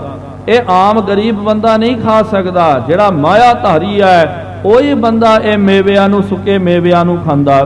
ਤੇ ਫਿਰ ਘਿਓ ਗੁੜ ਮਿੱਠਾ, ਕੋਈ ਗੁੜ ਖਾਂਦਾ, ਕੋਈ ਮਿੱਠਾ ਖਾਂਦਾ। ਕਿਆ ਮੈਦਾ ਕਿਆ ਮਾਸ। ਕਈ ਮੈਦਾ ਆਦਿਕ ਛਕਦੇ ਹਨ। ਜਿੰਨੀਆਂ ਵੀ ਵੈਰਾਈਟੀਆਂ ਜਿਹੜੀਆਂ ਤਲਣ ਦੀਆਂ ਵੈਰਾਈਟੀਆਂ, ਯਾਦ ਰੱਖੋ ਮੈਦੇ ਦੀਆਂ ਬਣਦੀਆਂ। ਮਹਾਰਾਜ ਨੇ ਵੀ ਕਿਹਾ ਨਾ, ਨਿਤ ਰਸੋਈ ਤੇਰੀ ਆ, ਘਿਓ ਮੈਦਾ ਖਾਣ। ਕਿ ਧੰਨ ਗੁਰੂ ਅੰਗਦ ਦੇਵ ਜੀ ਮਹਾਰਾਜ ਤੁਹਾਡੇ ਲੰਗਰ ਦੇ ਵਿੱਚ ਰਸ ਅੰਮ੍ਰਿਤ ਕੀ ਖੀਰ ਘਿਆਲੀ ਤੇ ਘਿਓ ਵਾਲੀ ਖੀਰ ਬਣਦੀ ਹੈ, ਤੇ ਨਾਲ ਜਿਹੜਾ ਹੈ ਮੈਦੇ ਦੇ ਤਰ੍ਹਾਂ ਤਰ੍ਹਾਂ ਦੀਆਂ ਵੈਰਾਈਟੀਆਂ, ਜਿੰਨੀਆਂ ਵੀ ਸੁੱਕੇ ਪਦਾਰਥ ਜਿਹੜੇ ਨਾ ਗੁਰਮੁਖੋ ਇਹ ਮੈਦੇ ਦੇ ਬਣਦੇ ਹਨ। ਤੇ ਮੈਦਾ ਵੀ ਬੰਦਾ ਜਿਹੜਾ ਆਮ ਬੰਦਾ ਥੋੜੀ ਗਰੀਬ ਖਾ ਸਕਦਾ, ਇਹ ਵੀ ਜਿਹੜੇ ਪੈਸੇ ਵਾਲੇ, ਤੇ ਫਿਰ ਉਹ ਕੀ ਕਰਦੇ ਕਿ ਮੈਦੇ ਦਾ ਫਿਰ ਕੋਈ ਤਰ੍ਹਾਂ ਤਰ੍ਹਾਂ ਦੀਆਂ ਵੈਰਾਈਟੀਆਂ, ਮੱਠੀਆਂ, ਨਮਕੀਨ, ਪਾਰੇ ਆਦਿ, ਇਹ ਸਾਰੇ ਮੈਦੇ ਦੇ ਬਣਦੇ ਹਨ। ਤੇ ਕਿਆ ਮਾਸ, ਕਈ ਲੋਕ ਮਾਇਆ ਤਾਰੀ ਫਿਰ ਤਰ੍ਹਾਂ ਤਰ੍ਹਾਂ ਦਾ ਉਹ ਮਾਸ ਦਾ ਸੇਵਨ ਕਰਦੇ ਕਿ ਜੀ ਅਸੀਂ ਕੁੱਕੜ ਔਰ ਵੀ ਤਰ੍ਹਾਂ ਤਰ੍ਹਾਂ ਦਾ ਜੋ ਉਹਨਾਂ ਦੀ ਵੈਰਾਈਟੀ ਹੈ ਉਹ ਖਾਂਦੇ ਹਨ। ਕਿਆ ਕੱਪੜ ਕਿਆ ਸੇਜ ਸੁਖਾਲੀ। ਇਹ ਤਾਂ ਖਾਣ ਦੀਆਂ ਗੱਲਾਂ ਹੋਈਆਂ। ਅਗਲੀ ਪੰਕਤੀ ਦੇ ਵਿੱਚ ਮਹਾਰਾਜ ਜੀ ਨੇ ਬਸਤਰਾਂ ਦੀ ਗੱਲ ਕੀਤੀ ਹੈ। ਕਿਆ ਕੱਪੜ, ਜਿਸ ਤਰ੍ਹਾਂ ਕਈ ਬੰਦੇ ਜੋ ਹਨ ਬਹੁਤ ਵੈਰਾਈਟੀ ਦੇ ਬਸਤਰ, ਕਈਆਂ ਨੂੰ ਨਾ ਸਾਧ ਸੰਗਤ ਜੀ ਇਹੀ ਅਹੰਕਾਰ ਹੁੰਦਾ, ਇਹ ਗਰੀਬਾਂ ਨੂੰ ਨਹੀਂ ਹੁੰਦਾ। ਅਮੀਰਾਂ ਨੂੰ ਇਹੀ, ਪੈਸੇ ਵਾਲਿਆਂ ਨੂੰ ਇਹੀ ਅਹੰਕਾਰ ਹੁੰਦਾ। ਜਦੋਂ ਵੀ ਉਹ ਗੱਲਾਂ ਬਾਤਾਂ ਕਰਦੇ, ਚਰਚਾ ਕਰਦੇ, ਖਾਸ ਕਰਕੇ ਬੀਬੀਆਂ ਵੀ, ਤੇ ਉਹਨਾਂ ਦੀ ਇਹੀ ਚਰਚਾ ਹੁੰਦੀ ਕਿ ਭੈਣੇ ਤੇਰੇ ਕੋਲ ਬਸਤਰ ਕਿੰਨੇ ਹਨ। ਜੇ ਅਗਲੇ ਨੇ ਕਿਹਾ ਜੀ 50 ਬਸਤਰ, ਉਹ ਤੇਰੇ ਕੋਲ 50 ਜੀ, ਮੇਰੇ ਕੋਲ ਤਾਂ 100 ਹਨ। ਤੇ ਫਿਰ ਕੋਈ ਕਹਿੰਦਾ ਕਿ ਭਾਈ ਮੈਂ ਤਾਂ ਇਹੋ ਜਿਹੇ ਬਸਤਰ ਰੱਖੇ, ਇੱਕ ਵਾਰੀ ਪਾਇਆ ਦੂਜੀ ਵਾਰੀ ਮੈਂ ਪਾਉਂਦੀ ਨਹੀਂ ਜਾਂ ਪਾਉਂਦਾ ਨਹੀਂ। ਇਸ ਤਰ੍ਹਾਂ ਇਹ ਬੰਦੇ ਦਾ ਅਹੰਕਾਰ ਹੈ। ਅਸਲ ਦੇ ਵਿੱਚ ਖਾਣਾ ਬਸਤਰ ਓੜਨਾ ਇਹ ਮਾੜਾ ਨਹੀਂ ਹੈ, ਲੇਕਿਨ ਇਹਦੇ ਵਿੱਚ ਜਦੋਂ ਬੰਦਾ ਅਹੰਕਾਰ ਦਾ ਰਸ ਲੈਂਦਾ ਨਾ, ਅਸਲ ਦੇ ਵਿੱਚ ਉਹ ਮਾੜਾ ਹੋ ਜਾਂਦਾ, ਉਹ ਬੰਦੇ ਦੇ ਮਨ ਦੇ ਵਿੱਚ ਵਿਕਾਰ ਪੈਦਾ ਕਰਦੇ। ਤਾਂ ਹੀ ਤਾਂ ਮਹਾਰਾਜ ਨੇ ਕਿਹਾ, ਬਾਬਾ ਹੋਰ ਖਾਣਾ ਖੁਸ਼ੀ ਖੁਆਰ, ਜਿਤ ਖਾਦਾ ਤਨ ਪੀੜੀਆ, ਮਨ ਮੈਂ ਚਲੇ ਵਿਕਾਰ। ਫਿਰ ਮਹਾਰਾਜ ਨੇ ਕਿਹਾ, ਰੱਤਾ ਪੈਣਨ ਮਨ ਰੱਤਾ ਸੁਪੇਦੀ ਸਤਦਾਨ, ਨੀਲੀ ਸਿਆਹੀ ਕਦਾ ਕਰਨੀ ਪੈਰਨ ਸੱਚ ਧਿਆਨ। ਤੇ ਫਿਰ ਅਖੀਰ ਦੇ ਵਿੱਚ ਕਿਹਾ, ਬਾਬਾ ਹੋਰ ਪੈਣਨ ਖੁਸ਼ੀ ਖੁਆਰ, ਜਿਤ ਪੈਦ ਹੈ ਤਨ ਪੀੜੀਆ, ਮਨ ਮੈਂ ਚਲੇ ਵਿਕਾਰ। ਜਿਨ੍ਹਾਂ ਨੂੰ ਪਾਉਣ ਦੇ ਨਾਲ ਤਨ ਵਿੱਚ ਪੀੜਾ ਤੇ ਮਨ ਦੇ ਵਿੱਚ ਵਿਕਾਰ ਚੱਲਦੇ ਹਨ। ਕਿਆ ਕੱਪੜ, ਕਈ ਤਰ੍ਹਾਂ ਤਰ੍ਹਾਂ ਦੇ ਕੱਪੜ ਪਾਉਂਦੇ, ਕਈ ਤਰ੍ਹਾਂ ਤਰ੍ਹਾਂ ਦੀ ਉਹਨਾਂ ਦੀ ਸੇਜ ਹੁੰਦੀ ਹੈ। ਗਰੀਬਾਂ ਦੀ ਦੇਖੋ ਕਾਹਦੀ ਸੇਜ ਹੁੰਦੀ ਆ, ਉਹ ਤਾਂ ਪੱਥਰਾਂ ਦੇ ਉੱਤੇ ਵੀ ਲੰਬੇ ਪੈ ਕਰਕੇ ਘਰਾੜੇ ਮਾਰਦੇ ਹਨ, ਨੀਂਦ ਆ ਜਾਂਦੀ ਹੈ। ਲੇਕਿਨ ਅਮੀਰ ਬੰਦਾ ਮਾਇਆਧਾਰੀ ਕਹਿੰਦਾ ਕਿ ਜੀ ਮੇਰੇ ਲਈ ਮਖਮਲੀ ਸੇਜ ਵਿਛਾਈ ਜਾਵੇ, ਬੜੀ ਕੂਲੀ ਹੋਵੇ, ਸੋਫਾ ਸੈੱਟ ਫਲਾਣਾ ਨਰਮ ਕੂੜਾ ਜਾਂ ਗੱਦਾ ਹੋਵੇ। ਮਹਾਰਾਜ ਨੇ ਕਿਹਾ ਸੇਜ ਸੁਖਾਲੀ, ਇਹਨੂੰ ਸੁਖਾਲੀ ਸੇਜ ਕਹਿੰਦੇ ਹਨ। ਬੜੀ ਸੋਹਣੀ ਸੇਜ, ਆਰਾਮਦਾਇਕ ਸੇਜ। ਜਹ ਭੋਗ ਬਿਲਾਸ। ਇਸ ਤਰ੍ਹਾਂ ਜੀਵ ਜਿਹੜਾ ਨਾ ਰਾਜ ਪਾਟ ਪ੍ਰਾਪਤ ਕਰਕੇ ਮਾਇਆਧਾਰੀ ਰਾਜੇ ਮਹਾਰਾਜੇ ਇਹਦੇ ਵਿੱਚ ਹੀ ਉਹ ਗੜੁੱਚ ਹੋ ਜਾਂਦੇ ਹਨ। ਇਹਦੇ ਵਿੱਚ ਹੀ ਖਾਣ ਪੀਣ ਦੇ ਰਸ ਦੇ ਵਿੱਚ, ਵਸਤਰਾਂ ਦੇ ਰਸ ਦੇ ਵਿੱਚ, ਭੋਗ ਬਿਲਾਸ ਦੇ ਵਿੱਚ ਹੀ ਆਪਣਾ ਜੀਵਨ ਵਿਅਰਥ ਗਵਾ ਦਿੰਦੇ। ਕਿਆ ਲਸਕਰ ਕਿਆ ਨੀਵ ਖਵਾਸੀ। ਕਿਆ ਦਾ ਮਤਲਬ ਸਾਧ ਸੰਗਤ ਜੀ ਇੱਥੇ ਕਿਆ ਪ੍ਰਸ਼ਨਵਾਚਕ ਵੀ ਆਉਂਦਾ, ਲੇਕਿਨ ਇੱਥੇ ਕਿਆ ਦਾ ਮਤਲਬ ਕਿਸੇ ਕੰਮ ਦਾ ਨਹੀਂ ਹੈ। ਕਿਸੇ ਕੰਮ ਦਾ, ਕਿਉਂਕਿ ਕਈ ਵਾਰੀ ਆਪਾਂ ਕਹਿੰਦੇ ਨਾ, ਖਾਸ ਕਰਕੇ ਹਿੰਦੀ ਦੇ ਵਿੱਚ ਕਿਹਨੇ ਗਲਤ ਕੰਮ ਕੀਤਾ ਤੇ ਆਪਾਂ ਕਹਿੰਦੇ ਨਾ ਕਿਆ ਕੰਮ ਕੀਤਾ ਭਾਈ, ਮਤਲਬ ਸਿੱਧੀ ਗੱਲ ਹੈ ਕਿ ਭਾਈ ਤੂਨੇ ਚੰਗਾ ਕੰਮ ਨਹੀਂ ਕੀਤਾ। ਇੱਥੇ ਉਹੀ ਪਰਪੇਖ ਦੇ ਵਿੱਚ ਕਿਆ ਦਾ ਅਰਥ ਲੈਣਾ, ਕਿਸੇ ਕੰਮ ਦੇ ਨਹੀਂ ਹਨ। ਤੇ ਮਹਾਰਾਜ ਨੇ ਕਿਹਾ, ਕਈ ਜਿਹੜੇ ਰਾਜੇ ਮਹਾਰਾਜੇ ਜੋ ਹਨ ਆਪਣੇ ਕੋਲ ਲਸ਼ਕਰ ਰੱਖਦੇ ਹਨ। ਨੇਬ ਖਵਾਸੀ ਦਾ ਮਤਲਬ ਹੁੰਦਾ ਕੋਈ ਚੋਬ ਬਰਦਾਰ, ਚੌਰ ਬਰਦਾਰ, ਚੋਰੀ ਕਰਨ ਵਾਲਾ, ਭਾਵ ਕੇ ਚੌਰ ਢੁਲਾਉਣ ਵਾਲਾ, ਚੋਬ ਆਦਿਕ ਪਕੜਨ ਵਾਲਾ। ਕਈ ਰਾਜੇ ਮਹਾਰਾਜੇ ਇਹਨੂੰ ਰੱਖਦੇ ਹਨ। ਆਵੇ ਮਹਿਲੀ ਵਾਸ। ਉਹਨਾਂ ਦੇ ਮਹਿਲ ਬਹੁਤ ਵੱਡੇ ਵੱਡੇ ਮਹਿਲਾਂ ਦੇ ਵਿੱਚ ਇਹੋ ਜਿਹੇ ਰਾਜੇ ਮਹਾਰਾਜਿਆਂ ਦਾ ਨਿਵਾਸ ਹੁੰਦਾ। ਨਾਨਕ ਸੱਚੇ ਨਾਮ ਵਿਣ। ਹੁਣ ਇਹ ਸਾਰਾ ਸ਼ਬਦ ਉਚਾਰਨ ਕਰਕੇ ਸ਼ਬਦ ਦਾ ਸਾਰ ਤੱਤ ਜਿਹੜਾ ਅਖੀਰਲੀਆਂ ਪੰਕਤੀਆਂ ਦੇ ਵਿੱਚ ਹੈ। ਮਹਾਰਾਜ ਨੇ ਕਿਹਾ, ਨਾਨਕ ਸੱਚੇ ਨਾਮ ਬਿਨ, ਪਰਮਾਤਮਾ ਦੇ ਸੱਚੇ ਨਾਮ ਤੋਂ ਬਗੈਰ ਸਭੇ ਟੋਲ ਵਿਨਾਸ਼। ਅਸੀਂ ਐ ਟੋਲ ਕਰਕੇ ਪਰਖ ਕਰਕੇ ਵੇਖ ਲਿਆ, ਇਹ ਸਾਰੇ ਵਿਨਾਸ਼ ਦੇ ਵੱਲ ਲੈ ਕੇ ਜਾਂਦੇ ਹਨ, ਵਿਨਾਸ਼ ਦੀ ਕਗਾਰ ਦੇ ਵਿੱਚ ਲੈ ਕਰਕੇ ਜਾਂਦੇ ਹਨ। ਇਹ ਸਫਲ ਨਹੀਂ ਹੁੰਦੇ। ਇਹ ਖਾਦਾ ਪੈਦਾ ਕਦੋਂ ਸਫਲ ਹੁੰਦਾ? ਸਤਿਗੁਰੂ ਮਹਾਰਾਜ ਜੀ ਨੇ ਕਿਹਾ, ਜਿਸ ਤਰ੍ਹਾਂ ਸੁਖਮਨੀ ਸਾਹਿਬ ਜੀ ਦੇ ਵਿੱਚ ਆਪਾਂ ਪੜ੍ਹਦੇ ਹਾਂ, ਜੈ ਪ੍ਰਸਾਦ ਬਸੈ ਸੁਖ ਮੰਦਰ, ਮਨ ਸਦਾ ਧਿਆਏ ਤਿਸ ਅੰਦਰ। ਭਾਵ ਕਿ ਜਿਸ ਕਿਰਪਾ ਦੇ ਨਾਲ ਵਾਹਿਗੁਰੂ ਦੀ ਤੂੰ ਸੁੱਖਾਂ ਦੇ ਮੰਦਰ ਦੇ ਵਿੱਚ ਵਸਦਾ, ਉਹਨੂੰ ਯਾਦ ਕਰਨਾ ਕਰ। ਜੈ ਪ੍ਰਸਾਦ ਪਾਠ ਪਟੰਬਰ ਹੰਡਾਵੈ, ਮਨ ਤੇ ਸਿਮਰਤ, ਉਹਦਾ ਤੂੰ ਸਿਮਰਨ ਕਰਨਾ ਕਰ। ਜੈ ਪ੍ਰਸਾਦ ਸੁਗੰਧਤ ਤਨ ਲਾਵੈ, ਤਿਸ ਕੋ ਸਿਮਰਤ ਪਰਮ ਪਦ ਪਾਵੈ। ਜੈ ਪ੍ਰਸਾਦ ਸੁਖ ਸਹਿਜ ਸੋਈ ਜੈ, ਮਨ ਪਹਿਰ ਤਾਂ ਕਾ ਜਸ ਗਾਵੀ ਜੈ। ਪਾਤਸ਼ਾਹ ਜੀ ਨੇ ਸਿੱਖਿਆ ਦਿੱਤੀ ਸਾਨੂੰ, ਕਿਹਾ ਕਿ ਭਾਈ ਜਦੋਂ ਸੋਹਣੇ ਵਸਤਰ ਧਾਰਨ ਕਰੇਗਾ ਨਾ, ਵਸਤਰ ਧਾਰਨ ਕਰ, ਵਸਤਰ ਧਾਰਨ ਕਰਕੇ ਸ਼ੁਕਰਾਨਾ ਰੱਬ ਦਾ ਕਰ, ਰੱਬ ਨੂੰ ਯਾਦ ਕਰ ਕਿ ਵਾਹਿਗੁਰੂ ਜੀਓ ਤੇਰੀ ਕਿਰਪਾ ਦੇ ਨਾਲ ਸੋਹਣੇ ਵਸਤਰ ਮੈਨੂੰ ਪ੍ਰਾਪਤ ਹੋਏ।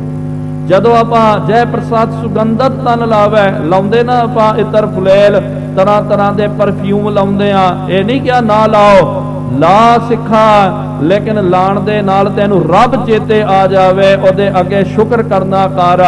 ਜੈ ਪ੍ਰਸਾਦ ਉਹਦੀ ਕਿਰਪਾ ਦੇ ਨਾਲ ਸੁਗੰਧਤ ਤਨ ਲਾਵੇ, ਤਿਸ ਕੋ ਸਿਮਰਤ ਪਰਮਗਤ ਪਾਵੇ। ਸੋਹਣੇ ਮਹਿਲਾਂ ਦੇ ਵਿੱਚ ਤੇਰਾ ਵਾਸਾ ਹੋਵੇ ਵਸ, ਲੇਕਿਨ ਸਦਾ ਧਿਆਏ ਤਿਸ ਅੰਦਰ, ਮਨ ਦੇ ਵਿੱਚ ਉਹਨੂੰ ਯਾਦ ਕਰ। सोहने वस्त्र पावेगा, प्रसादा सोना छकेगा। जय प्रसाद 36 ਅੰਮ੍ਰਿਤ ਖਾਏ, ਤਿਸ ਠਾकुर को रख मन माए। और ठाकुर ਨੂੰ याद रख के 36 प्रकार ਦਾ ਪ੍ਰਸਾਦਾ ਛਕ। फिर महाराज ने कहा तिनका खाधा पैदा माया सब पवित्र है।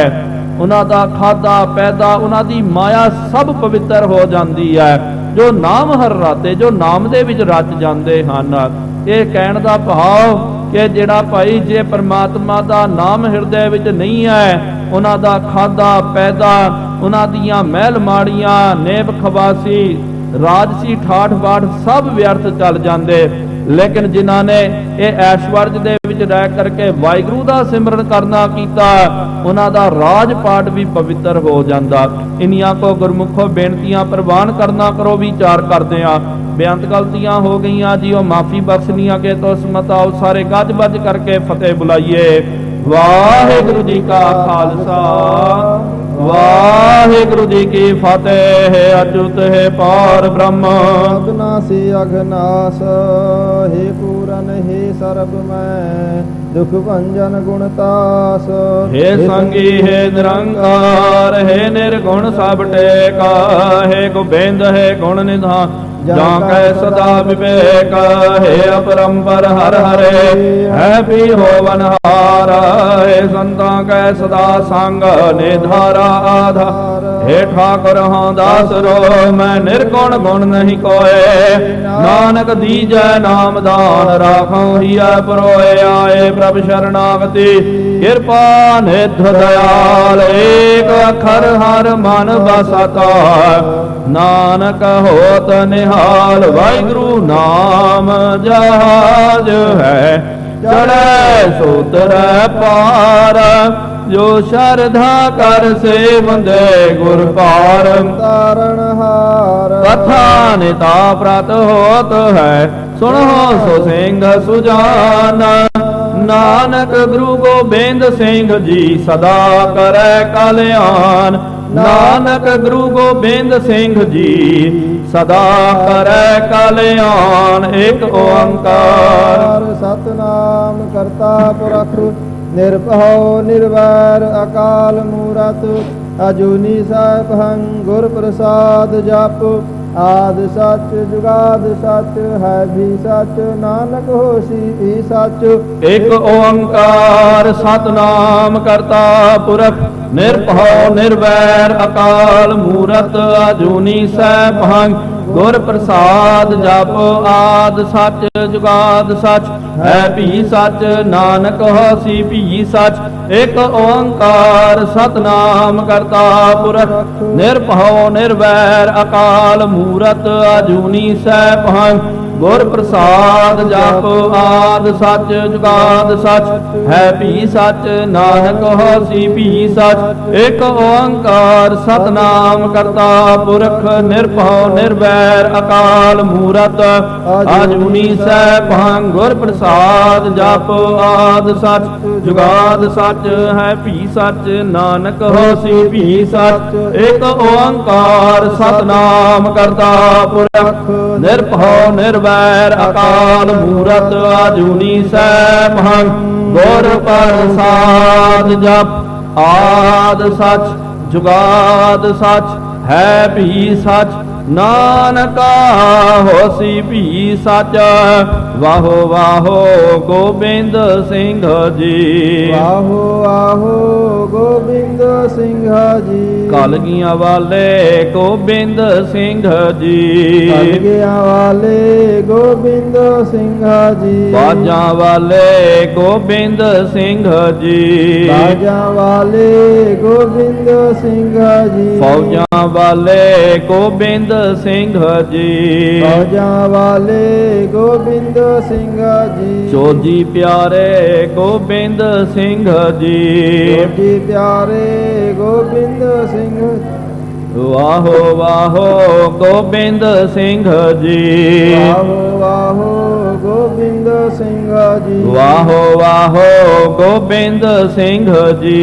वाहो वाहो गोबिंद सिंह जी। जी गुरु गरीब निवाज अंतरजामी सतगुरु सच्चे पातशाह जी महाराज आप जी दे पावन पवित्र अस्थान तख्त सचखंड ਸ਼੍ਰੀ ਹਜ਼ੂਰ ਸ਼੍ਰੀ ਅਬਚਲਨਗੜ੍ਹ ਸਾਹਿਬ ਜੀ ਵਿਖੇ ਸ਼ਾਮਾਂ ਦੇ ਦੀਵਾਨ ਸਜਾਏ ਗਏ ਹਨ। ਸਜੇ ਹੋਏ ਪਾਵਨ ਦੀਵਾਨਾਂ ਦੇ ਵਿੱਚ ਗੁਰ ਇਤਿਹਾਸ ਦੀਆਂ ਕਥਾ ਵਿਚਾਰਾਂ ਹੋਈਆਂ।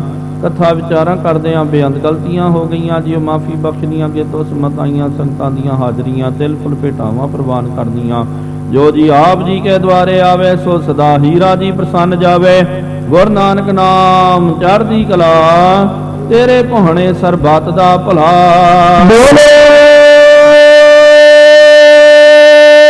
ਸੋ ਨਿਹਾਲ।